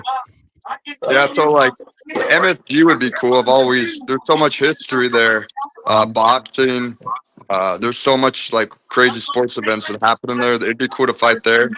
I mean, the White House, that'd be cool. It's different. I don't know if I don't know if it's completely safe to fight are on the you White shooting House. your So. shot? Hey, throw it out Shooting your there. shot. Shoot your shot, baby. Hey. Not a far drive for myself. I'll drive up there. I might hold a sign and everything. Yo, put Johnny up in there. Let's go. Let's go. Hey, I'm trying to get back in the summer, so I'm an America first kind of guy. So I think I'd fit well. I'm Mexican American, but I'm an America first kind of guy. So I think I fit well in that card. So Johnny, you were in UFC a couple years ago, and you're now fighting in UWC. Is that correct? Yeah, I'm a free agent. I'm fighting there, but honestly, like wherever makes sense. Like I'm managed by Iridium, so Jason does a pretty good job of seeing what's the best opportunities. Yeah, so like right now after when I got cut from there, my goal is like I want to get 5 fights before I go back. I got 2. So if I can get 2 or 3, and if I get those early at the beginning of the year, that's what I'm trying to do. And obviously I want to win with good fashion to make the matchmakers notice, Sean Shelby, and then get me back in. I saw you fought the legendary King of the Cage out there in Cali, so yeah, old school. Yeah, I remember Rampage came from there. Kevin Randall, and not Kevin Randall, but Mark Eastman, him a lot. Yeah, there's so many legends that came from there, old school guys. I'm glad. I'm happy they're still doing their thing too, and they're respected, around the made nerds like myself, and I'm pretty sure the community. Oh, there, so. Masvidal. Hey. Speaking of Masvidal, how do y'all feel about that? His organization. That was it dirty boxing? Was that dirty MMA, something like that? Where no, not dirty boxing. That's the Mike Perry. Well, no, Masvidal has it's no gloves. Yeah. Something like that, right? Oh shit! He used to have. It's called Game Bread. He used to have it. That's what it was. Yeah.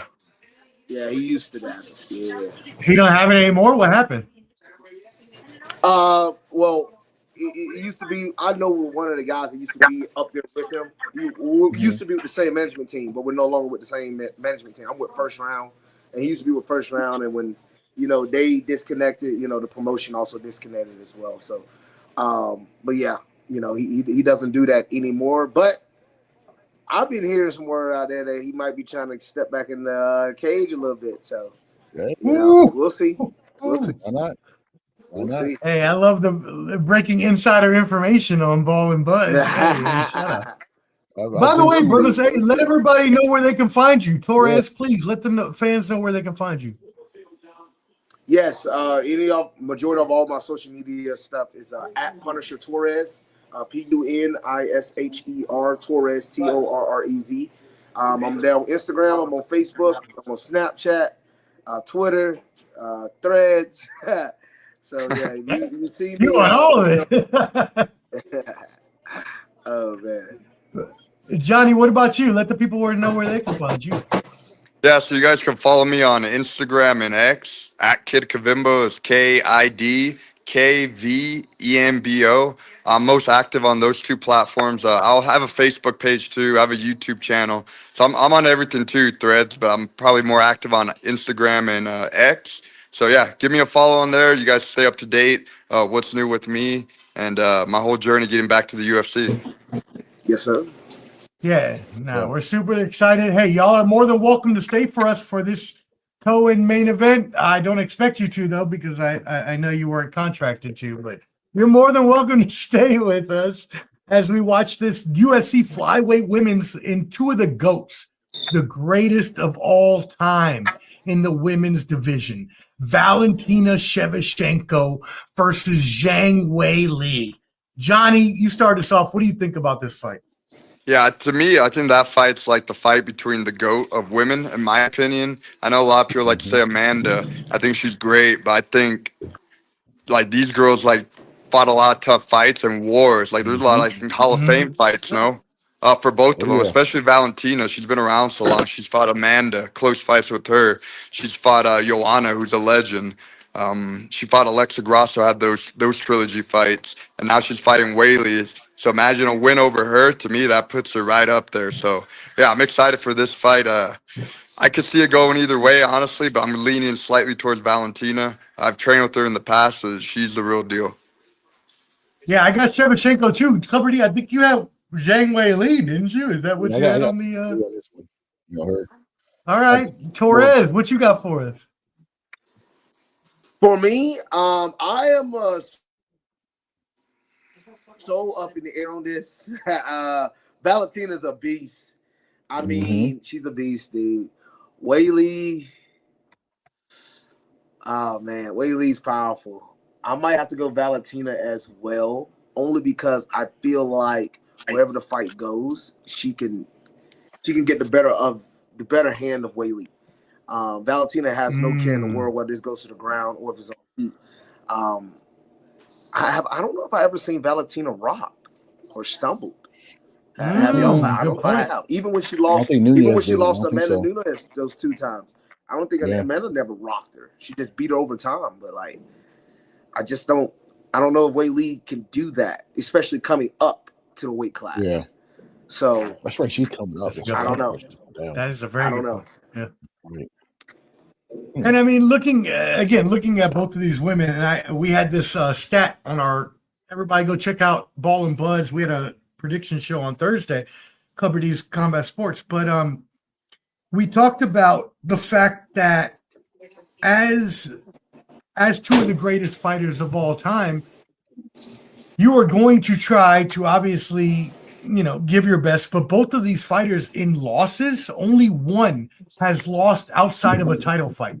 And that was Valentina Shevchenko in 2016 when she first fought in UFC against Amanda Nunes. Other than that, these ladies have only lost in title fights. So these ladies are amazing. Yeah. Yep.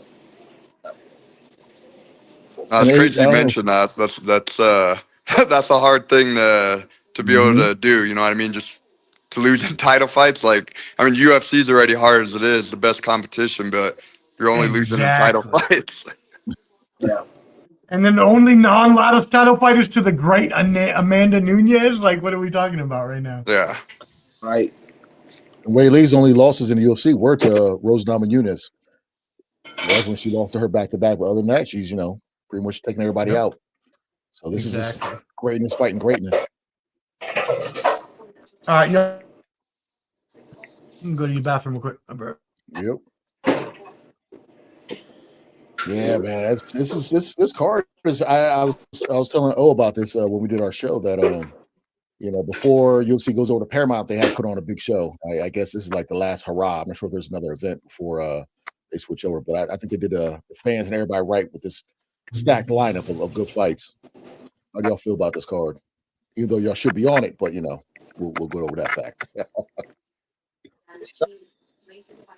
Well, I think this is so far talking about like this card right here. Mm-hmm. Yeah, this card has been good so far. I mean, these fights have actually lived up. All the fights have lived up to the moniker.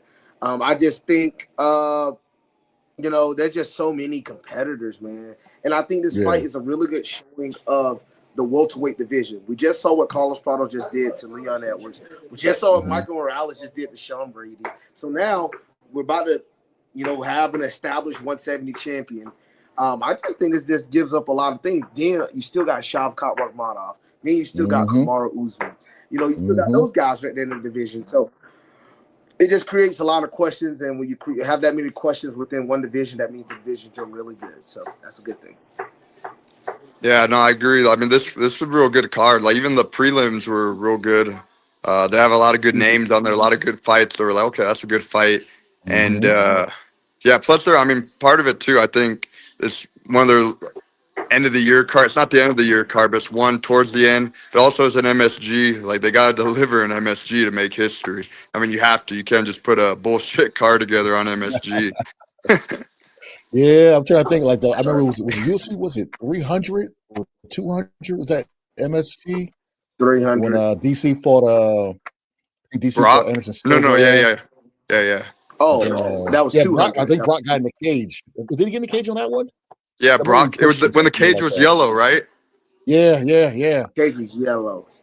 Because Connor fought Eddie Alvarez that night. Okay, no, that's a different card. That's No, that's 3 different cards actually. yeah. Yeah, Okay, yeah, you So asked. that's Yeah. yeah. They the one did fight when at Madison Square Garden, Connor versus Alvarez. But I think yeah. DC had just beat Derek Lewis and Brock Lesnar had walked Mhm. in the cage. And that's when he was That's what it was. But Okay. I think all these guys are pieces of crap. yeah, but when they fought in the yellow cage, remember when it was all yellow? Wasn't that UFC 200? Anderson one of fought those. DC, and then Brock fought. Who did Brock fight? And they ended up. Mark Hunt. He fought Mark Hunt. Yeah. Mark Coleman, yeah, because he sued him because he was, Yeah, he was Oh, on God. steroids. yeah. Mhm. He actually won that lawsuit too. And Brock said, "You know what? Back to WWE." So I give you an F5.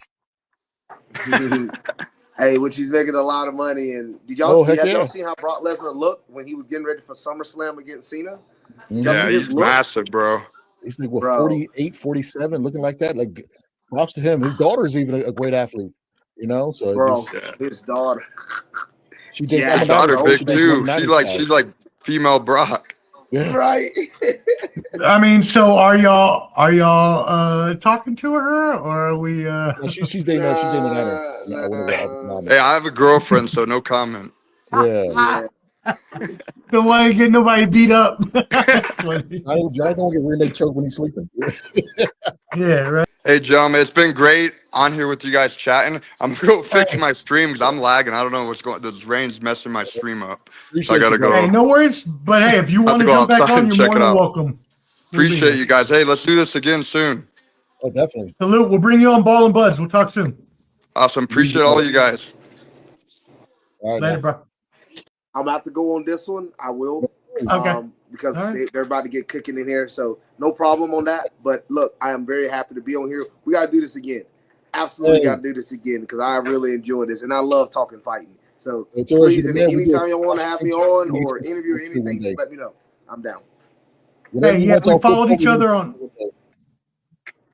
Yep, and we followed each other on Instagram.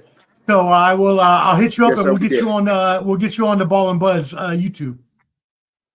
Yes, sir. Thank you so much, Appreciate brothers. you, brother. Hey, look at that! All the comments coming through. Hey, what was that? Undefeated That MMA was fighter. awesome. Okay, that's an undefeated rising MMA fighter. Torrez Finney. You guys gotta watch his stuff. Add him on Instagram. And he's gonna be that dude. And we had Johnny Munoz. Mm-hmm. Johnny Munoz, former UFC fighter. Like, what are we talking about? Ball and Buds has all the fighters for you. How's everybody? Rock y'all. We got. Yeah, appreciate y'all. You got people texting me. If you're scared of putting in the chat, that's fine. You guys are texting. That's fine. Okay, but you guys, thanks for watching. We love you. We love you. If you guys tap in for 1 second, 3 seconds to 5 seconds. Just do a like. Free. Man, how awesome was that, though, bro? That's great. Very nice guys. They weren't dense. Very outgoing. They know the assignment and how to just be very personable. Because sometimes these fighters they have long training camps with just a lot of training. They're very tired. They really want to talk about much. Yeah. Well, those guys are awesome, man. They're very awesome. I definitely want to see people come on like for football. I'd love to hear his take on Georgia with Lamar. Or if I didn't see if he's a Falcons fan. I'm sure he's a Falcons fan. See if his opinion on the Falcons is the same thing as Lamar right now. So. Oh, that's right. Yeah, we didn't even ask him about. We asked him, but I don't think he told us who his. He told us his college team was Georgia. I like to. So we assume when we come on with these fighters, I want to get it type in a personal life as far as like video games. You do things besides fighting. What I'm saying, like what are your other interests besides train. Try to get them to. Hey, Clubber D, we got a first timer. Oh, we got a first timer. Like I said, I was going to say, hey, how you doing, Hawkeyes? Now, are you good? Are you an archer also like Hawkeye, like Clint? Are you the same thing, or you have eyes similar to a Hawk? I don't know. Rock Chalk, I am too. Don't worry. I'm about 15 seconds behind the main feed too. I'm low budget behind, so I don't know. No, she said she's faster. Oh, she's faster. Okay, so she's ahead of us. Yeah, because we're on the stream. So shout out to Millions. Anyone who's tapped in with the Millions. We're watching the Millions. Yes. they graced us this opportunity. Omar did all the work. He said, "Hey, I got something." I said, "I'm in." So yeah, appreciate them for providing this for us, so we can bring this to you guys and hear us, a fun little banter. And I'm proud I haven't used the bathroom yet. Hey, I mean, I'm having I am having an amazing time. Thank you again, like Clubber D said, to Millions for hosting this watch party that we could come to you for. Shout out! It's going to start here. We're going to the co-main event right now. Yeah, so we got to do the women's fight. We got you, brother. And then that'll be 30 minutes or so. I would say, yeah, probably about next. If this fight goes to full, 5 rounds, then you're looking at probably a good 35 minutes. But hey, we appreciate the sub. Hey, thank you so very much. Make sure you subscribe to Clubber D's YouTube too. Clubber. Yeah. Get the trifecta. We're trying to divide. We're trying to divide and conquer and come together like Voltron. And we got a big boxing show on Wednesday. Who's going to be on that show? Yes, please. Yes. Boxing Chance Fight Picks. Josh from 86 Boxing. Skywalker Boxing Media and Clubber D. Who is the last person with us? The last person that's going to be gracing us with his presence is none other than heavy on the Poppy, light on the Yayo. Poppy Tune Yayo will be in the studio with us. Wednesday, 8 Eastern. Y'all make sure you tap into Ball and Buzz. Make sure you tap into Clubber D wherever you're at. Skywalker, yes. Skywalker will be there. He will be there, yes. He just got Wednesday night. He just posted. Oh, did he really? Yeah. That's dope. Yeah. Nice. Look at Skywalker. Hey, we love Skywalker. The best networker in boxing. We will be on next Wednesday. Y'all check us out. Any type of cool. Hey, learn about boxing in general. 86 Boxing. Josh does a great job talking about the great historian, bro. Historian. Back when I had a hairline and was boxing. I used to box back in the day. I'd be learning so much stuff from him, bro. I'd be learning so much stuff. The cartoon, the animations he does with his videos. Man. He's ahead of the curve right now. I don't see not many people doing what he's doing as far as showing. I've never seen anybody do what he does. Right? Yeah, I've never seen anybody do that. I'm trying to keep up with him. So what we got going on? What we got going on right now, brother? Look at this. We got the fight coming on. Let's go. We're getting face to face. We got Mark Goddard's the referee. Going over the instructions. We already touched gloves. I'm about to do it again. This is going to be game time, okay? All right. And all the people out there, if you're having a beverage, if it goes in the first round, I will take a shot of something. I'm not gonna tell you what I'm going to take a shot of, but if it goes in the first round, I will take a shot just for that. But if it doesn't, y'all got to drink some water or something like that. Here we go. It's on the co-main event of the evening. We got Weili. She's bouncing around. Valentina staying on that front foot. She's being stationary. She's a kickboxer, so Muay Thai. She's gonna let Weili get into range before she does something. Weili's kind of feeling her out, in and out, being light on her feet, on her toes. Oh, Weili just tagged her. Got the braid loose. But I think that's what Valentina wants. He wants her to get in close. So Weili, good body kick by Valentina. The bullet.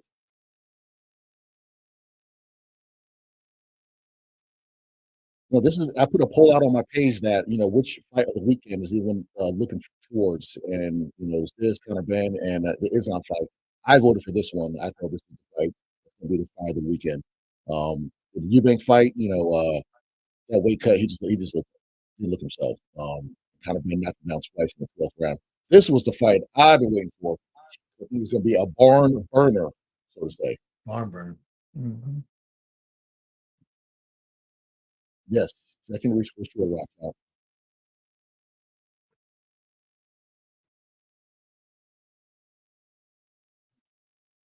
Ooh, I get the Jessica I sidekick, knock her out. She's testing her with that kick too. Fighters, not that Weili. Oh Lord, you can't get it close like that with her. out of all combat sports, I think boxing's getting there, but they've always put women on a high pedestal in MMA, and it takes away that stigma of fight like a girl. Because if you say that, you see one of these lovely young ladies fight, it's just fighting. Okay, beat the fuck out of you. So I'm Right. very happy that they do that and kind of shows, take the gender away. It's just a great fighter, period. Regardless of a girl. Hey, we thank no, you're good. We thank everybody for tuning in, including you, Ilyasaram 9834. But unfortunately, we can't show the fight. How about no? Yep, there are copyrights. Yeah. Copyrights. We cannot do that, sir. We will get thrown off the internet very, very quickly. You can't. No, we can't do that. I'm sorry. We're not able to turn and show you. I'm gonna need you to buy the pay-per-view we're sponsored by millions. We can't do that, or we will not have this option again. So sorry. Thank you, Rock Chalk. We appreciate you backing us up there. We ain't trying to get canceled off the internet. Yeah, so I read this wrong. I completely thought that Shevchenko was moving down, but she's not. It's actually really moving up. So, she's a bigger fighter. So,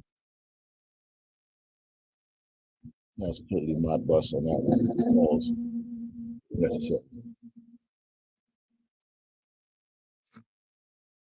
I need to look up because Shevchenko, took her down. I think she lived or part Peruvian. They always put Peru on her stuff. So who's the better wrestler here, Clever D? Who's the better wrestler? Shevchenko? I'll go with Shevchenko. Because Grasso was a very good wrestler. She did those fights with her, and won. She did lose the first.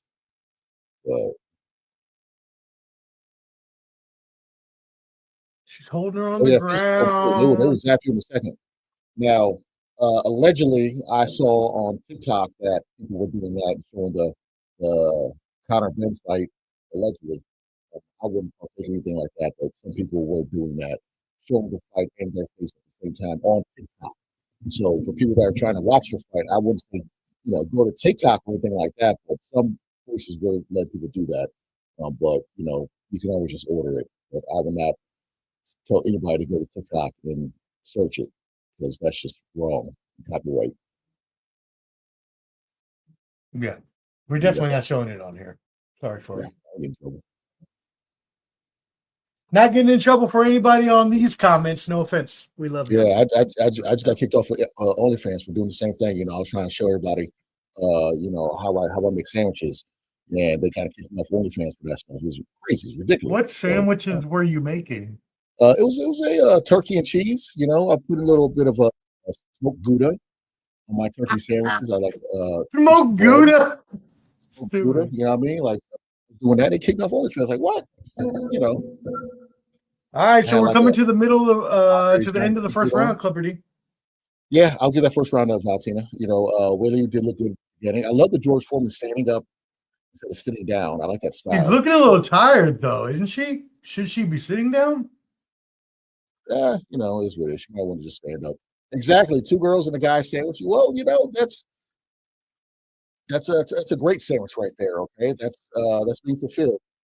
Sometimes there's 2 girls, 1 guy. You don't stop. If you don't stop, Rock Chalk, I know what you really mean. If you don't stop, we are both old enough for this. We are both old enough for that reference. 2 girls, 1 guy is called taste testing. Okay, you want to just you get hungry sometimes. Just taste testing. It's good. That may have been the grossest video I've ever watched in my whole entire life. I thought that was 2 girls, 1 cup. I don't know what 2 girls. That's what I'm talking about. That's what I'm talking about. That was the gross. That's what I thought she was talking about. Well, I was that was the grossest video. That. No, I'm talking about the grossest video ever. 2 girls. That's disgusting. That's how can you? Yeah, Rock Chalk. Yeah, I don't understand why they did that. That was so gross. And I don't know why I watched it, but I was told to watch it as a teenager, and I did not know what my eyes would see. Yeah, that was one of those. I remember those snuff sites. You're like, what the heck is this? I was saying Valentina just she's staying put, let her come to her, be within distance. We're still trying to figure out where she needs to be to get her proper distance to get in and out. She does not want to grapple because she's smaller one and she's taken down again. So, excuse me. She can't have that happen. So we're looking at Valentina taking her down both rounds. So there's a 10-9 round if she can keep her down, right? So now she's up 2 rounds to 1 or 2 rounds to 0. Yeah, and it's her moving up will she be able to get her up off her? She's the bigger girl. Okay. Yep, like I said, like Dean Thomas just mentioned, when he's having a problem with the range, she is having a problem getting in and out and finding out where's the sweet spot to be. She gets too close, she's gonna take it down like this, and almost in a crucifix. If Valentina can pin her right arm under her legs, she can get her in that crucifix position and just have her head exposed to just elbows, right down elbows. She's gonna have to buck her off. How would she do that from this position? Does she? No! Oh, man. She. You say, Omar? he biting her? Was that biting? Did I see biting? What is happening? Is she making out with her? I'm confused. Wait a minute. Come on now. Hey, we appreciate you. Thank you so much, Hawkeyes, for tuning in. Please subscribe. And we love you for tuning in. Yep, crucifix, like I said. Oh, she got out of it. She kept doing a crucifix as a wrap. She can get her arm for try to do a Kimura if she wanted to focus on her arm. 2:25 left in the round. This might be a 10-8 if she keeps it like this and kind of,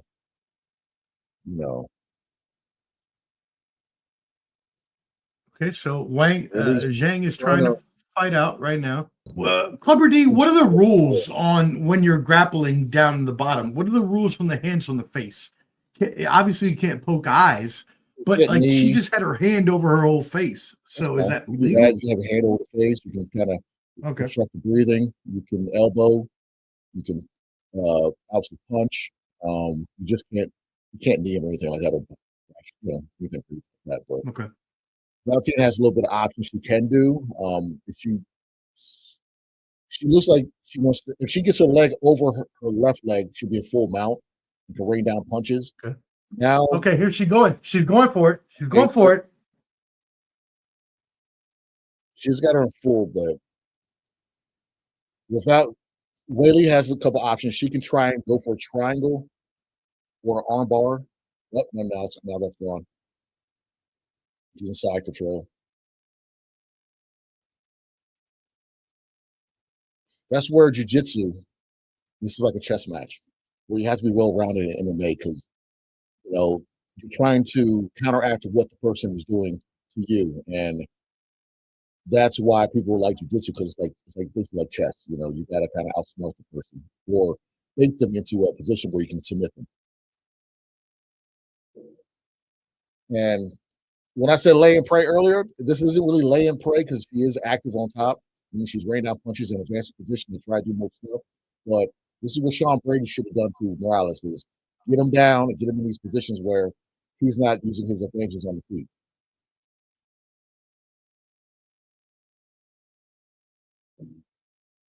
Yep. Yeah, I agree with you. I think Sean Brady should have gone for a couple more takedowns to at least try to wrestle him to the ground. He got a little too comfortable, standing up, just like Leon Edwards got a little comfortable standing up and lull them in and tea and crumpets and Sean Brady was back at Philly eating Geno's or Pats. So he was having a cheesesteak. All right, so middle after the second round, how are you feeling so far about this fight? Oh, Shevchenko's winning. It's okay. Weili's down too. This is the pivotal round. If she does not do, I don't know if she understands English like that. Good for her. I don't know if she's that good, but she's got to win this round. She has to. If she doesn't, it'll be let's say she will keep this round on the feet. Like I said.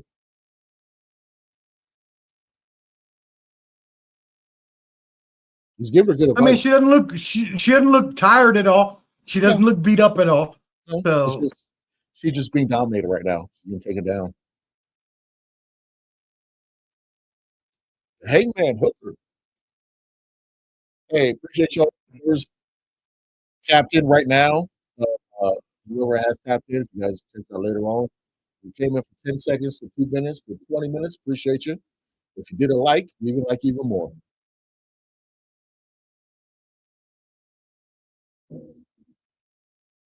Oh! Yep. Good. That's true. That's what Clubber D said.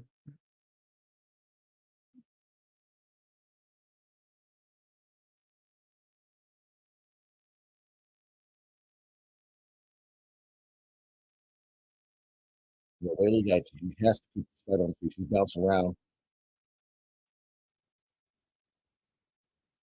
You can just tell just the size different. Valentina just looks just a lot bigger than her.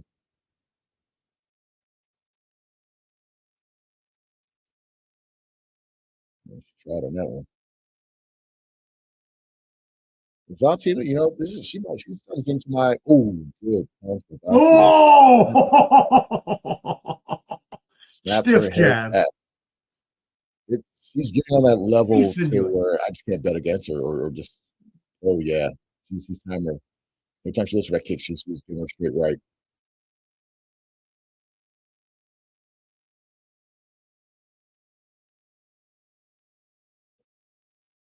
Actually, before Holly Holm. Ooh, good spin. Oh, what a kick. Oh, my God. No, agreed. This is a banging fight as it is. This will be next level.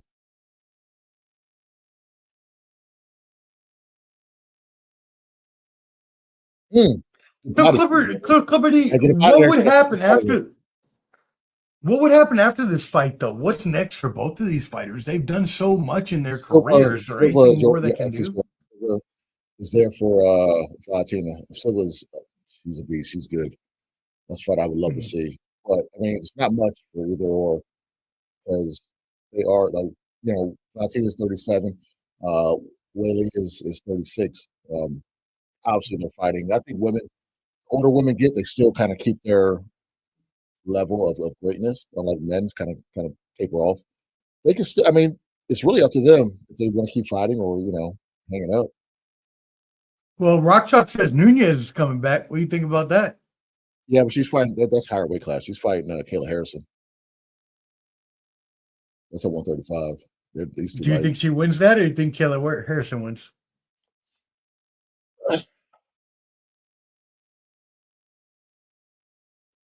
I'll have to go with Kayla, man. She's a weight bully. She's a beast. She's too big and strong. It depends. If White House. You want Amanda Nunez versus Valentina Shevchenko at the White House? That'd be great. Hey, no, they should do Kayla and Nunez. Yeah, Kayla and Nunez. Sorry, Nunez. Yeah, Nunez. Sorry. That should be a White House card for sure. Just standing up would be Nunez because Pacheco, Kayla, and PFL standing up. But that was at 145. Yep, take it down again. So.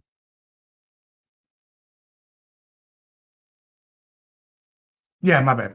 Yeah, I'm just looking at the fight and I'm thinking about this fight. But yes, the White House card, that would be amazing. Actually, Clubber D and I will be there to cover it. I am manifesting that right now. Oh, I'll be there. I ain't far drive. I'll just stop. I might just walk up in there. Like, hey, what are you doing? Nothing. One of these days, I'm gonna do my trick. I'm gonna go to a sporting event, and I got some size on me, so I can wear just a security shirt, just losing my weight. I'm telling you. Stage. I mean, me and Papa Trujillo been doing that one day. Like, we just wear like just a security or event staff shirt. They're not gonna say anything. I was acting like I'm on a radio. Oh yeah, backstage. Okay, I'm going there right now. This might just let me through.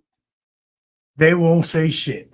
No, when I wore my event staff shirt to the CMA Fest, they let me. Yeah, there you go. Hey, I'm not here, but I was in Jersey.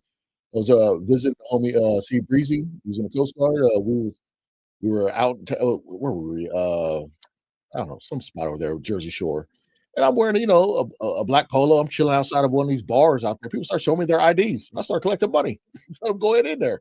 Thought I was a bouncer. I don't care. I don't care.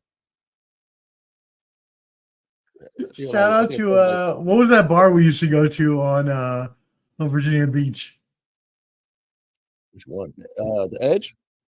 The Edge. Yeah. The one who had like the breathalyzer in there, or shit! You Brandon and I, Clutch B and you and I would have the greatest time there. That's great. Yeah, the Edge. We gotta go back. We used to go on the strip back then. We got to make a trip down. Yeah. I want to go back. I want to go for the boys' birthdays next year. I think I'm going to fly down. Yeah, we can. We can dream White House. And I mean, there's some potential fights which are looking very nice. Maybe you get a Conor McGregor in there. Maybe you get a John Jones in there. John Jones Pereira, which fight I don't want to see, but I'll still watch it. Yeah. All right, so we're moving into round 4 now. Ooh, what a shot that was. Right to the grill. Good elbow. Nice elbow, though. Yep, good elbow. Nougat on her head. So what do you got this? Did you think Shevchenko won that round or Weili? Oh, yeah. It's clean sweep right now. Okay, 3-0. Okay. Della Maddalena versus Islam Makhachev, both warming up right now. Beautiful. All right, 4th round, we're standing up. Undisputed all the time, but I don't know why they say undisputed. It's not that there's like 4 belts in their division. Right. There's no one else. Right. It's fun. It's fun. It's fun, but yeah, cool. It doesn't mean anything. Yeah, it's like undisputed. Belt. Okay. Between is it 4-belt era? She didn't like that. She did not like that kick. Body, yeah, like DC's saying right now, she does not like those kicks to the body. And if Zhang Weili keeps dropping the elbow, like Rogan said, that kick to the face is going to be right there for her. Oh, she backed up on that one. She was scared of that one. Call that kick astrology, because you'll be seeing stars.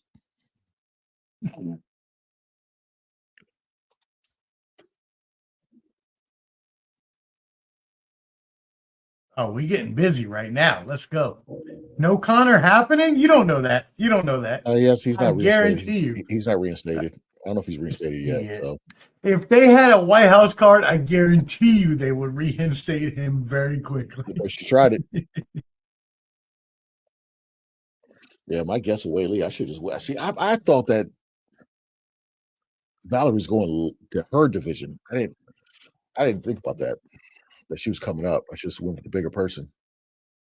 I mean, she's still a good fighter, though, so I'm not even worried about that. Yeah, I'm not even worried about the honestly. Like, and that's what we talked about the other day on the show.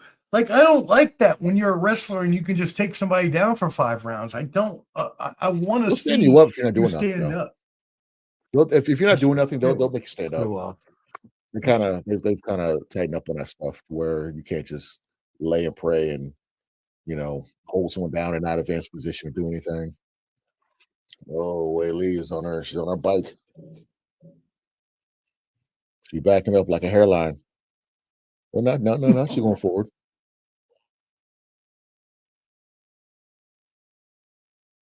Ooh. Oh! Yeah, that's good. Bofatón, as we call it in Spanish. A little bofatón.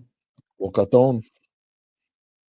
Bofatón to your head. Yeah, I think Valerie has felt Weili's power, and it's not really stopping her to where she's not nervous moving forward.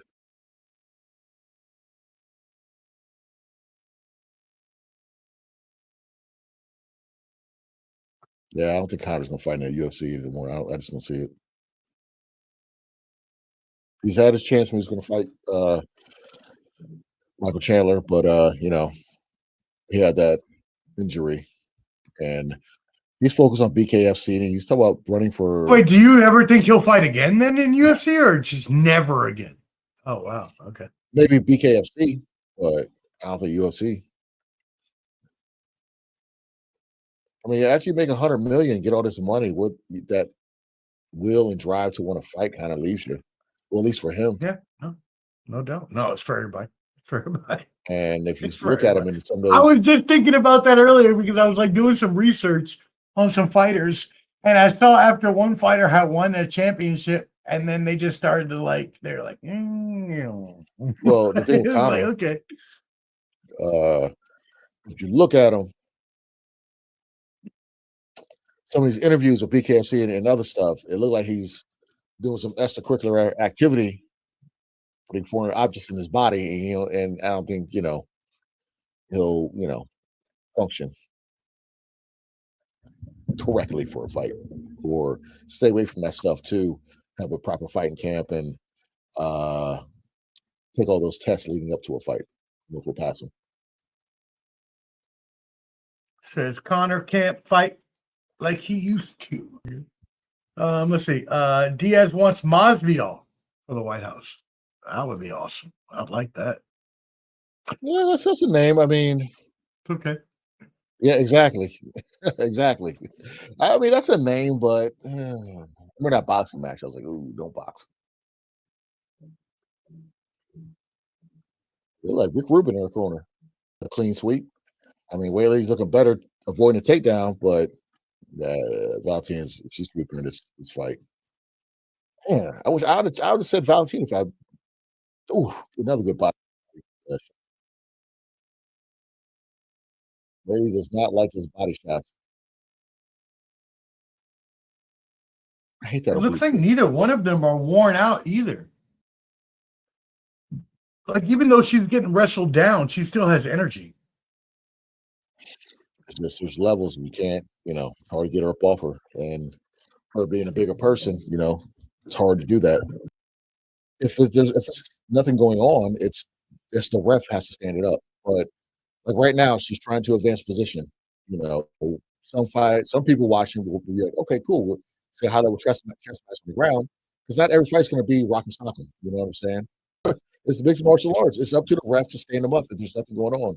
If it's too long of a stalemate, then the ref got to stand them up. But if they're trying to advance position and still hitting, you can't stand them up. That's robbing the fighter that person down and wants to oppose their will. Like right now, you can't stand them up. She's trying to do something. If she's holding her and they're like not really advancing, cool. But like right now, she's standing them up. She's advancing, or she's trying to hit her. Now, if what Weili has to do, she has to neutralize her, hold her arms, make it so she can't punch or do anything, and we're just laying there. Like right now, you stand him up. He's giving her a warning right now. Gotta advance. Okay, so once he gave that warning, they got to start moving. They got to start hitting or punching, or they're going to get stood up, right? If nothing's going on, he's going to stand them up. She's trying, but doing some shoulder strikes. You remember the first UFC when they had like the sumo wrestler fight? Well, they had no rules and just doing whatever, hitting in the nuts and anarchy. That was just anarchy. I mean, she's working. You're not wrong, Rock Chuck. You're not wrong. She's working. Yeah, Val's working. She's doing her thing. She's not staying still. Like, you can't stand this up. She's trying to. Okay, bicycle kick. Wow, right. What was that? She did the Luke came from the ground. No, Luke. I just kicked my computer. Yep. That was a 5-0. 5-0. Wow. Wow. I missed that one. That's on me. I really was going to get her. She was moving down. But so that's why then, right? Because she had to move up. Yeah. Valentina was she's the bigger girl, you know what I'm saying? And if I can go back and change it, I would have said Valentina for sure. But I thought that Valentina was cutting herself to go down.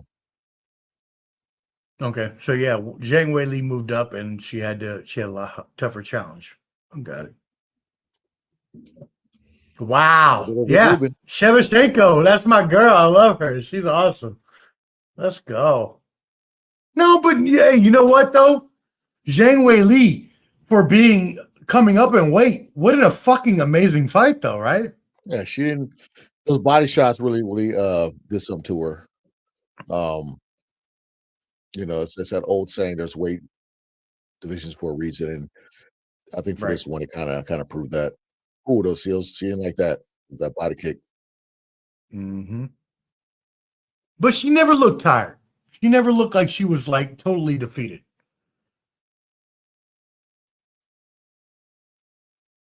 She had a YouTube channel, I think. I don't know who you're talking about, but and Clipper D's taking the dog out. What's up? She's taking the dog out, Clipper D. Oh, okay. Who's your dog? What kind of dog you got? Clipper D got a dog. She's taking the dog out. We talk about it. She ain't gonna answer that. I mean, she might if she sees it before. How? She'll be right back. I don't know. How's Bronson doing? How's Bronson to you? Snoring right now. How old is Bronson now? I'll take him out after this event, though. How old is Bronson now? 12.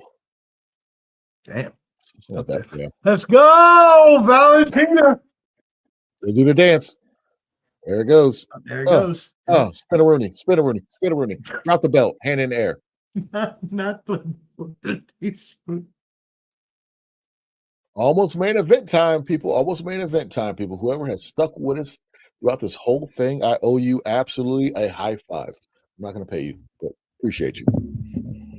Shout out to Millions for letting us do this. Shout out to everybody that is tuned in for this watch along. Thank you. Besides one person, think we were going to show the fight. We do not want to get copyright strikes, so that was not going to happen. But I was 2 for 2. Well, no, yeah, 2 for 2 so far. I did lose this one. I had Weili winning, but I thought that Valentina was moving down instead of Weili moving up. That was on me for not doing my proper due diligence. Natalia Silva, she's standing up in the crowd right now.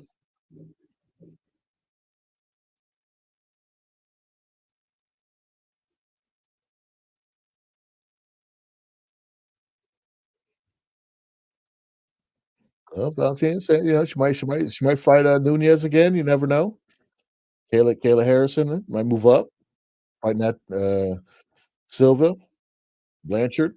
She has a couple different options, but she's kind of in that weird position where she's beating just about everybody. She just has nothing to prove, so she's GOAT level status. Hey, as they said earlier, those MMA fighters we had on, Torrez Finney, Johnny Munoz, thank you so much for coming on, brothers. We really appreciate it. But Darius Wall said the same thing. It's like when they have an MMA fight camp, Clubber D, they're like all so into it, and they're all such family when they're fighting in these camps that they support each other to the max. What do you know about these fight camps? Yeah, I think it's just the culture in general with the fighting, because when I watched Jeffrey the Fly U local about, I went to Kaizen MMA and just watching them spar and Kaizen, it's MMA. It says Kaizen MMA, but it's you got boxers in there, you got mixed martial artists in there, you got just about everybody under one roof, and the camaraderie of all the people sparring. It's like a family atmosphere. So a lot of those fighters fight over in Cagezilla over in Manassas, Virginia. And when I see them and a couple different MMA teams, it's just everybody's rooting for each other, and you can tell who belongs to who. And it's like Torres says, like seeing your brother in their fight, or they got your back, and that's the beauty about these MMA fight camps, or just teams in general. It's like extension of yourself in their fighting. So, Yeah, no, I completely understand that. It takes a lot when you're in a fight camp and you're in the same. It's like when we were, and I know this is a completely different comparison, but it kind of matches. When we were in the military, right? When you were in your boot camp, you were solidified with those people there. Yeah, you might not have been friends with them, but you got together to complete a task. Yeah. Yeah, it's like your military. You go to a Liberty Port or whatever. That's your battle buddy. That's your. You got to watch out for them. So that they mess with you, they mess with them, they mess with everybody. So you build that bond with them, and then fighting. You're sweating, punching, and trying to get better and sharpen your skills with the same person or these long fight camps and stuff. So, yeah, definitely for sure. No, you didn't do the we wrong got thing, a Rock spammer. Chalk. You didn't The have spammer you is didn't have back. off mute. The spammer is You- back and going yeah, strong. we're not paying attention. Of course Yeah, not. we didn't hear your mom. Don't worry. The button balls, no buttons and balls. Come on now, love you. You know that. Hey, I don't know where they came from. Look at this. This is what we're getting, y'all. This is the Show it. spam we are getting. Who is this? So we're moving into the main event of the evening.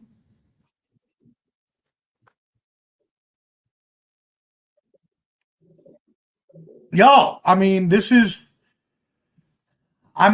will they have one more big card in the year? Yes, but it's not going to be as big as this one. I don't think the next one they're going to have is as big as Oh, this one. Frankie. He was supposed to fight in the BKFC fight to do it. Diego Lopez. GSP. Oh, shit, the legend. The legend. Damn, we'd love to see him fight again. Shit. All right, same game parlay, plus 220. Della Maddalena to win. If you want him by KO, TKO, or DQ, it's a plus 230. If you want to go over 1.5 rounds, it's 425. And yo, Clubber D has your Clubber caveat as a below 3 rounds on that. So That's right. If the fights from round 1 to 3, I had Islam. If it goes past 3, I got JDM. yep. And Rock Chalk is going with Jack. Rock Chalk is going with Jack. And Adarius Walls went with Jack too. Check out that interview I did with him on Millions. He went with Walls too. I don't agree though. I'm gonna go with Makhachev. I will never bet against Makhachev as I've seen him fight. He's moving up, and like the weight, once you got that weight transfers up, not really Do you think that's gonna make that much of a difference though? Oh, that's 155 to 170, yeah. I think so. Right, but with the wrestling, with the wrestling that Makhachev has. That's why I said 1 through 3, because if he can't take him down, he's not gonna stay standing up against JDM. It's not gonna happen. Got it. So that's where I kind of put a line in the sand. If he cannot take him down. Do you still play video games, Clever D? Yeah, I'm playing Arc Raiders right now. Anybody play Arc Raiders?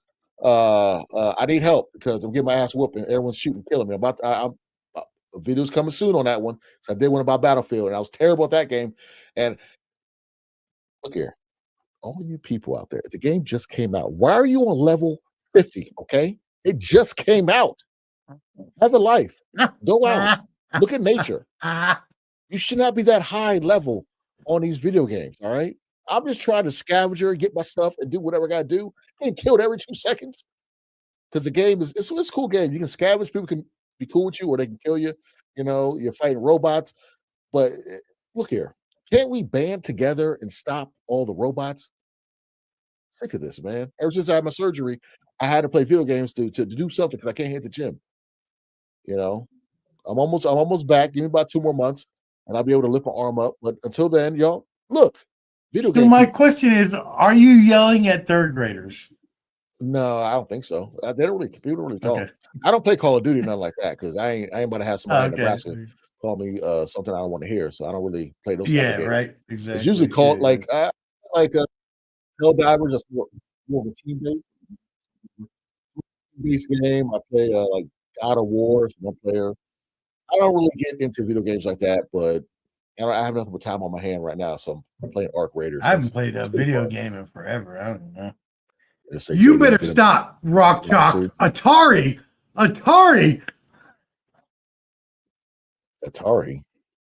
Clever D, do you remember Atari game? God dang, Rock Chalk. Atari. Good. What you playing? Indiana Jones or E.T.? I had those games on Atari back in the day. I remember playing with the Malave brothers. Some Pong. Guadio put me on the Pong. Atari. I'll be playing Oregon Trail. Wow. No, you're not. No, you are not. 57. Donkey Kong. Hey, Hey, love Nintendo Donkey Switch. Kong. We got a new Donkey Kong come out. Looks pretty good. I want love to play it Donkey though. Kong. What about? No, you're not. I don't believe you. I don't believe you're 57. I mean, I've never met you, so I don't know. But I don't believe that. I'm gonna say no. I'm gonna say you're lying. I'm gonna say you're like 45. Hey, Let's if you're go. 57, that's a blessing. That is a blessing. I'm 57. So are you one of those that is a blessing to get older? Because I'm one of those that is it's a curse to get older. Why would it be a curse? You're still 6 feet above. That's absolutely not a Because curse. the way you look at things. I would like to Born even say that, in you know, 1968. Her oldest is 35, Dion. hey, that's prohibition years, huh? No, I'm joking. You're so stupid. Oh my god. Been fighting. Oh, we're And you're praying gonna for kick you. its Oh my ass. I know god. that. You're gonna kick its ass. Yes, Continue you to will. kick Yes, its you ass, will. God dang it. No, we're praying for you, yo. For real, man. That's fucked up. Cancer's a bitch. Everybody has dealt with something like that in their family, and fuck that shit, man. We're praying for you, Rock Chuck, for real. That's one thing. Everyone can disagree on politics, food, taste buds, whatever. But the one thing everybody should agree with is fuck cancer. And that's it. And if you don't That is it. disagree with it, then you are a cancer. Pretty much. Yep. All right. So, hey, we're moving into the main event. We really appreciate y'all staying with us, man. Did y'all enjoy the UFC fighters we had? That was fucking awesome. We had Johnny Munoz. What? Former MMA fighter. We had Torrez Finney, now MMA fighter. Cleverty, how'd you feel about having those gentlemen on today? Oh, it was awesome. They're really nice. They're very engaging, you know what I'm saying? And the fact that the fights were on and Johnny knew one of the fighters, Morales, and he was still kind of engaged and wanted to talk instead of just be all into the fight. And it was pretty good. And Torres, I'm talking about his football years, wrestling years, to the whole coming full circle to now what he's doing at MMA. It's pretty dope to yes, they're fighters, but you kind of want to see what they do, how they became fighters, what got them into fighting. And same with Johnny Munoz, where he's always been a grappling guy. You know what I'm saying? So it's pretty dope getting to see the other side of them. Yeah. Hey, wow, that's crazy. I couldn't even imagine that happening to me, but we are again, we're with you. We are so with you. We are here for you. We are supporting you. We love you. And yeah, I'm sorry that happened to you. And that's crazy, but we are definitely praying for you. Cancer's a bitch. And even though they did that, you're still on everybody's ass when it comes to this true crime stuff. So that ain't stopped shit. Yep. Oh man, that's awesome. We appreciate you so much, Rock Chalk. We love you. And for real, everybody check out Rock Chalk. Everybody, please go to YouTube. If you like true crime, Rock Chalk True Crime is the place to be. Her channel reminds me of there's people on Instagram, this guy who likes to tread lightly as I explain this. People that go on web chats to find people that aren't their age. There's guys that set them up and do what they got to do to them. And I love any type of crime and stuff like that. I'm very big into catching these people and putting their terrible situations on blast so people can know. So kudos to you. Yeah, we used to have, what was that back in the day? To catch a predator. Yeah, Chris Hansen. Yeah, to catch a predator. I love this guy be like, so and so's here to meet a such and such year old, whatever. They smack the shit. They be smacking. No way! What? Look at this. Out of 5 of her suspects, 2 are going to trial. I love it. Yo, she's out here taking people to trial. Love it. Take all those pedophiles and fuckers to trial. You damn right, Rock Chalk. Let's go. Oh, uh-oh. I don't know about that. I don't know about It's Bigelow. All right. Let's get into this main event, my brother. Hey, last fight of the evening. We have no more UFC fighters coming on, just you and I. But we're gonna finish this out and have a good time. What you thinking about this fight, brother? I know you already gave your prediction, but I know Yeah, we're just trying to we fill got time Islam at this coming point. up. He's if he wins, he's gonna have to be in that GOAT discussion. You know, in not saying he is the GOAT, but he's putting his name up there Ooh, in okay. that discussion. Wait a second. What are we talking about? If he Oh wins yeah, this fight, this is he is MMA, a small group of people, royalty. like top 5 ever? He'll be top 10 if he keeps this up. Top 10. Yeah, not top He'll be- 5. Top 10. I mean, you don't know what happens when it's all said and done, but it's just what he's done and how he's winning and the fashion he's winning. You know, everyone has John Jones as their GOAT, and I respect that. I have issues with John Jones just out of the cage for the stuff he's done and how he moves. I'm just not a fan of some stuff. And a lot of those close fights he had. I mean, that Dominic Reyes fight should have been an immediate rematch. But Hey, so before we start, this will be a great time for you to give your top 5 UFC fighters of all time. We can make this a short. Who are your top 5? Come on, baby. Offhand, without even doing no research, that's kind of tough. But Offhand. I'll put no order, top 5 all time. UFC, not MMA, just UFC. Just UFC. Okay. Mighty Mouse, Demetrius Johnson. Oh, 1. yeah. I get John Jones out the way. That's 2. Amanda Nunez says Rock Chalk. Connor This says guy or Rock girl Chalk. only? Is this guy or girls? Shamrock. Everything. No, I'm guy and girl. He said Shamrock, Iceman, all these others. BJ Penn. Ooh, BJ Penn. Okay. See, that's Well, Clifford doesn't like John Jones, so probably not going to get that. No, I got Jones in there. I got Jones. I got Okay. Demetrius Johnson, John Jones. Who I just mentioned? John Jones. Makhachev, but I don't that's think he's 3. top 5. Yep. GSP is 3. Mm-hmm. 2 more. Is Connor up there? No, hell no. Is Iceman up there? No. Chuck Liddell? Yeah, BJ been through a lot. Yep, BJ has been through a lot. We pray for him. I'll put BJ, and let me just finish it with. Hey, you know what? We all fuck up in life. It's not. Look, we all fuck up. Okay. I mean, this is cage in the cage cage only. John Jones too. So I was literally about to say Randy Couture. I was literally about to say Randy Couture. Yeah, that'd be. So who are your top 5, baby? Who are your top 5? Give me your top 5. Yeah, BJ, Randy. Okay. Demetrius Johnson. GSP. Mm-hmm. Was that it? That's 4. Did I say Randy Couture already? Mm-hmm. Yep. Randy You said Couture. Randy, Mighty Mouse, John Jones, GSP. Who's your 5th? Oh, BJ Penn. Okay. BJ Penn. Okay. Yeah, wow. All right. So cover these top 5 just so everybody knows. We got who's your number 1? I just need to know who's your number 1. Out of them,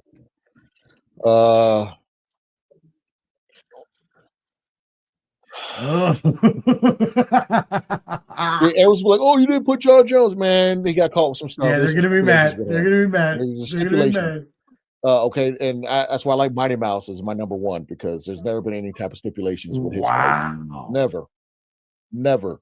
There's no asterisks. There Mighty Mouse stuff. There's no asterisks with GSP. Besides, he was a little slick when he fought Matthew Terracera the second time. He oiled himself. But Rock Chalk says, "What about Anderson Silva?" Oh shit! See, that's why I offhand. I'll take BJ yeah, it's out. Offhand. It's okay. Take BJ out. Put Anderson in. Take your time. You got take time. BJ out. Anderson in. There we go. So Anderson Silva. No. Take Couture out. Put Anderson in. Yeah. So Anderson Silva, BJ Penn, John Jones, Demetrius Johnson, and GSP. You know, you're forgetting about one. His resume ain't like theirs. Okay. No, really. It's not like theirs. Most people consider him the greatest of all time. You don't. Okay. He went undefeated, but his resume is good. I mean, you can say his resume could be better than Demetrius, but Demetrius defended his belt like what 9-10 times, something crazy like that. So, you know,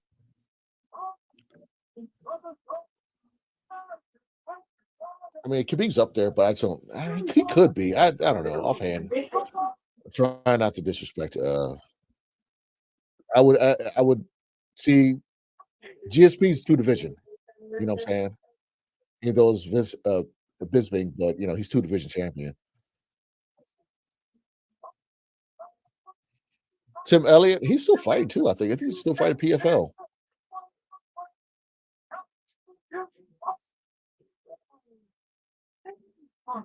Oh, Tim Elliott. Oh wait, was that? No, I'm thinking the heavyweight Tim Elliott. Never mind, I'm tripping. Yeah, I think that's who she's talking about. The heavyweight. Yeah, he was. Yes. I think he just fought PFL not too long ago. He's still doing his thing. Tim just won Ultimate Fighter, apparently. Okay. Or had at the time. I guess so, what you're talking about. Tim's in the UFC. I might be mixing my Tim Elliott's up.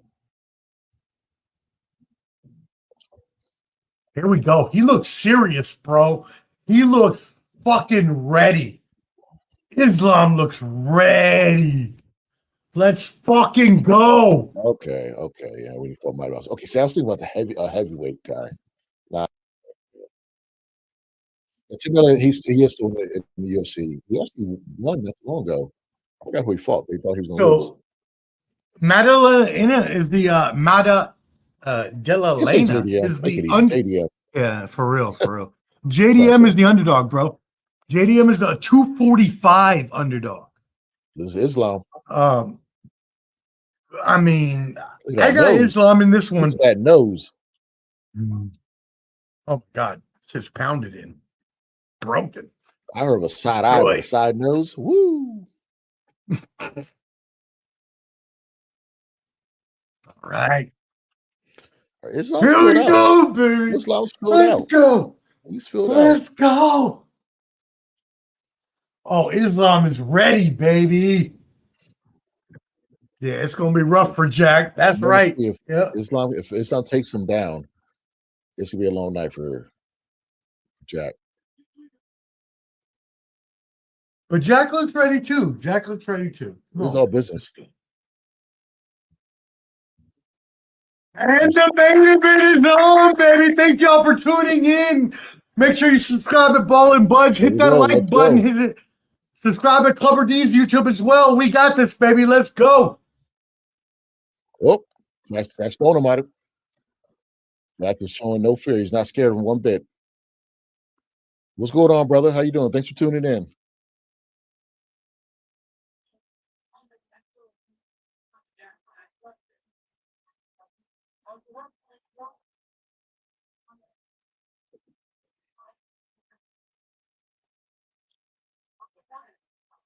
Let's see, how long will it take before Islam shoots for a takedown? Getting out of way of those kicks. MMA Guru has said that JDM is like similar to just Dustin Poirier, one of those well-rounded fighters, very good on his feet. And I agree with that comparison. And that was a war that Islam had with that was good left by JDM. There we go. Yep. First takedown, 1 for 1. That was very easy for him to do that. Yep.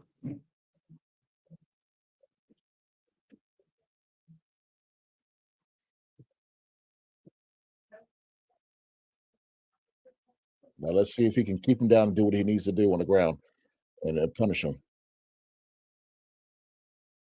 Because if Islam does this and say he's been doing this for 3 rounds, it's going to be 4 or 5 rounds of just, ground and pound. What Islam could do if he gets free, he could just swivel his body to his right and do a side choke if he has to get more in position for that.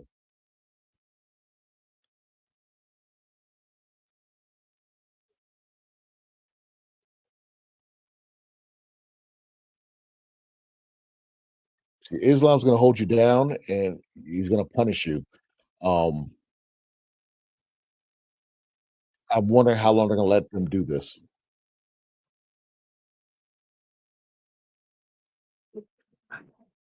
But Jack's trying to get up. Jack has all points on the ground, so there's no knees. Well, going for the rear naked. Yeah. He's got one hook in. Islam's going for the other hook. He has both hooks in. He's going to try to flatten him out. He's on Jack's back. Okay, Jack's turning into it. So he doesn't turn into get rear naked choke. Okay.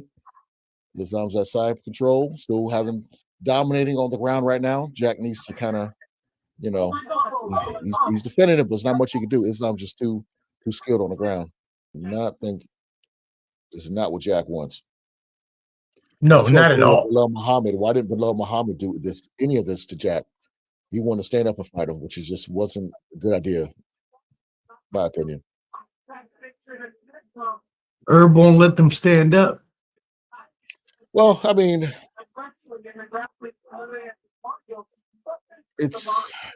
they're being active. I'm not mad at it. Dominating round.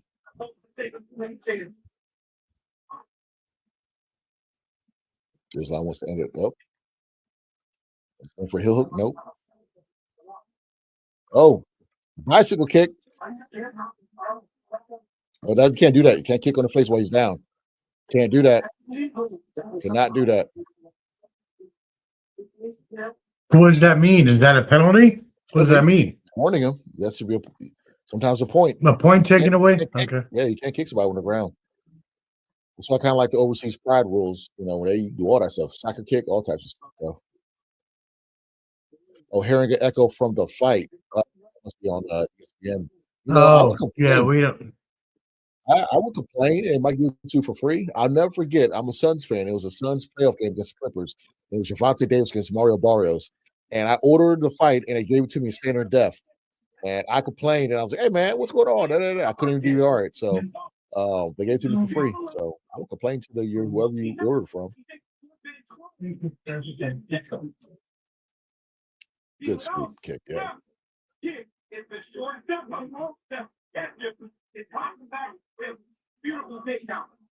I don't know. There it is. Omar forgot about mute again. I just gotta get my sandal. Lift this up. Shout out to Billions for letting us do this, and whoever tapped in, thanks a lot. We truly appreciate you guys. You guys are watching on anything else, like Who or whatever. Appreciate you.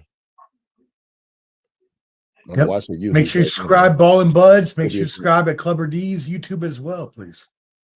We got a big show on Wednesday. Big box. With a mega box. Right. The 22nd. We're in Saudi, Riyadh season.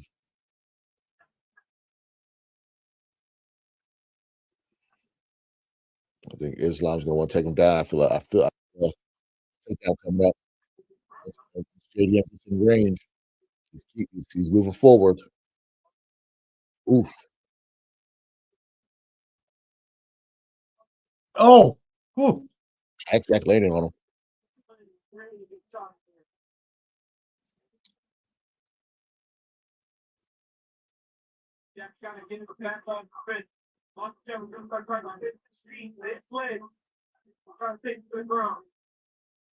Oh, good. Up. Well, no. Islam's all over that.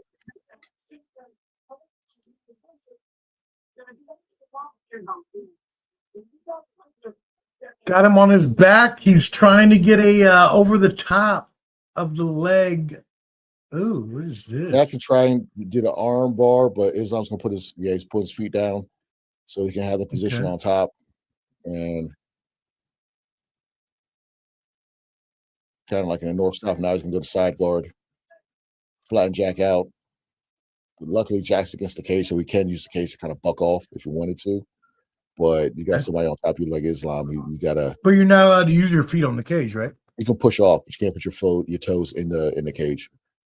You can Okay. push off. That's why I thought, if it goes, get him out in 3, but can essentially just keep something like this all 5 rounds, kind of like how Valentina I mean, did. he's doing pretty much the same thing that Valentina did. Yeah. Right? This is wheelhouse. This is what he does. Smash. Islam about to rock chalk him. DC's explaining right now. He had his foot on the wall. He had to use that to kind of walk up the wall to buck him off. Well, there was the Boo Birds. Herb Dean got to say something. I wouldn't mind give him a warning. Say, hey, you got to get up now.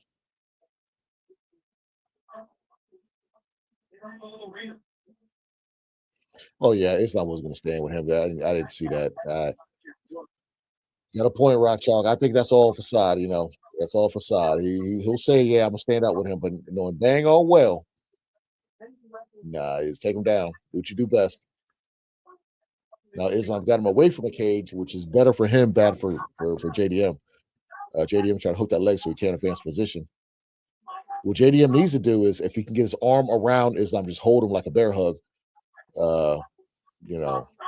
And just have Herb Dean stand him up. That's what he needs to do if he's able to do it. But all right, about to get in round 3. We got Islam has been dominating the first 2 rounds.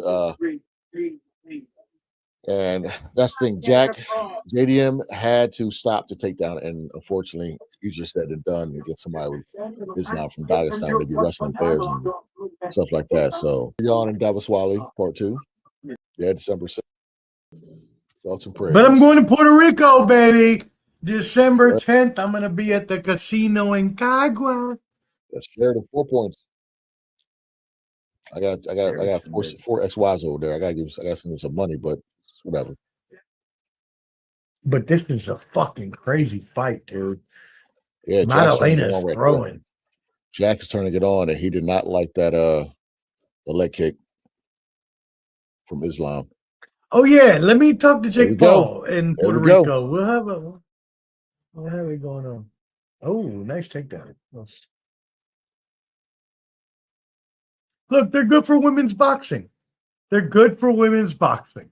But Jake Paul himself is not good for regular boxing. There's a difference. We've got to understand this. Yeah, at least he's using his platform to kind of showcase these women, which is good. But I know he's part of that group of people who just go to Puerto Rico, and I think it's a tax benefits. Or whatever. It's a tax benefit. Yep, yeah, sure is. Not paying any personal property or anything like that. Shout out to Puerto Rico. You guys had Bad Bunny killing it down there. Created so many jobs and so much money for that lovely island. So, shout out to them. Yep. Too bad America doesn't want Bad Bunny to be anything. I'm sorry. We us Puerto Ricans can't have some fun. Jeez, the fuck Louise. I think it fucking matters. The Super Bowl. Who fucking cares? I had to go 1 through 3 and a little. I'm still winning, obviously, but I thought he finished him already.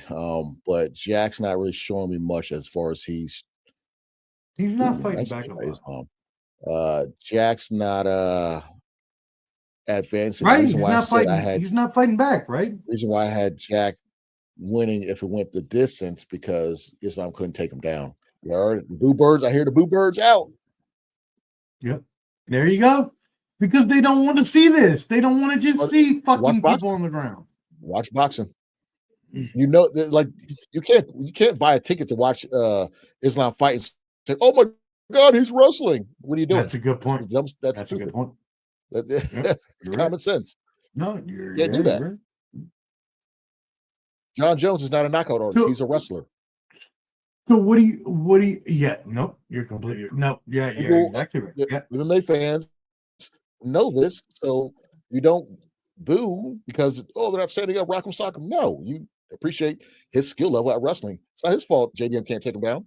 He can't stop a takedown, and he still gets submissions and he smashes people. And just look at it, about to do a rear naked choke. So now they're cheering. So make up your mind? Embrace MMA or just shut up. That's a good point. Boo, he took him down. He's a wrestler. What do you think he's gonna do? Oh my God, look at Oh, you're that. right. He got his arm pinned, but his left leg. Good grief. That's masterclass stuff right there. Masterclass stuff right there. He's literally taking him to school. 143 left in the fourth round. So we got a whole nother round and 1 minute left. We'll see if Makhachev holds him down here. If he does, then this is going to be a win. I don't say anything else if he holds him down the rest of the round, unless a knockout comes. But that's not happening. Exactly. They're moving. They're doing stuff. You're not just staying there. The old school people complain about this, then they didn't watch UFC back in the day when people just literally would grab you and just lay on you sometimes. And we do know of Yeah, you remember WWF where like Bob Backlund was slamming you and like sit on you. He's going for a Kimura. You cannot stand him up right now. He's trying to do an arm submission. Now JDM's guy's back. He's going to try to get him up, but Islam's going to probably take it. Lily's taking his back. He's going to pick him up. He's going to go for a ride here in a second. Nah, he's not going to pick him up.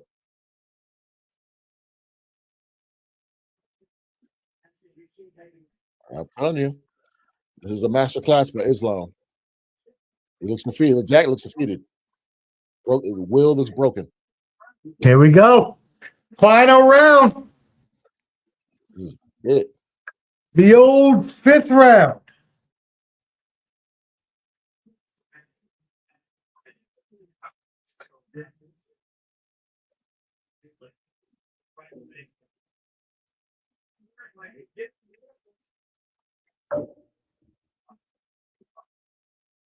I'm down again. Yep, I'm down again. You can't stop it. I mean, his job is to stop that, but if he can't stop it, keep doing it. Shit. I mean, I agree. I picked Islam, but I because of this, I knew this was what's going to happen. Kimura right now. It's clean sweep. Okay. Wow. Damn. Is that rabbit punches in the back of the head? Is that legal? He just warned him, but yeah, back of the head. That's tripping. But anyway, that's much. If Bilal Muhammad would have won against JDM, we probably would have got that fight. But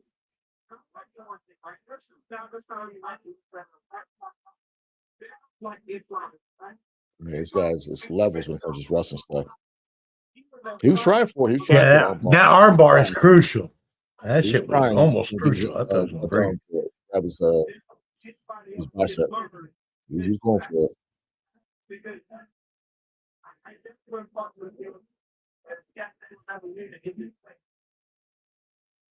Shout out to Millions for putting this on for us. Shout out Millions. Thank you so much. We're here on millions.com. If you are a content creator or an interviewer or an athlete, Millions is the perfect place for you. You can do interviews. You can get interviewed. You can be an athlete. I've interviewed many of athletes on there. It's fun. Go ahead and join Millions. Yeah, Millions.com. I was scared about that. I was like, all right, let's get up. How does he get out of this, Cleverty? That position, turn his body to the left. Okay.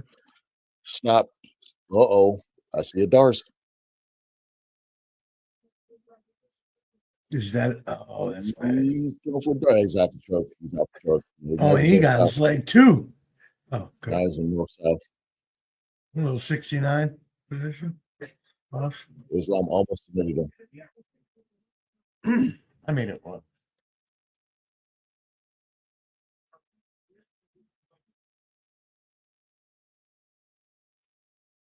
Yeah, this is mass class right here. This is just 18 minutes. Crazy. So 45 seconds left in round 5 of this championship fight. Islam Makhachev has held 25-minute fight. That is out of this world. It's like when my Niners played the damn Texans and only had the ball for like next 2 minutes. That's exactly right. He has just held him down the whole time. Yeah, he knows he lost. He knows he lost. That was a masterpiece. Shout out to Islam. Wow.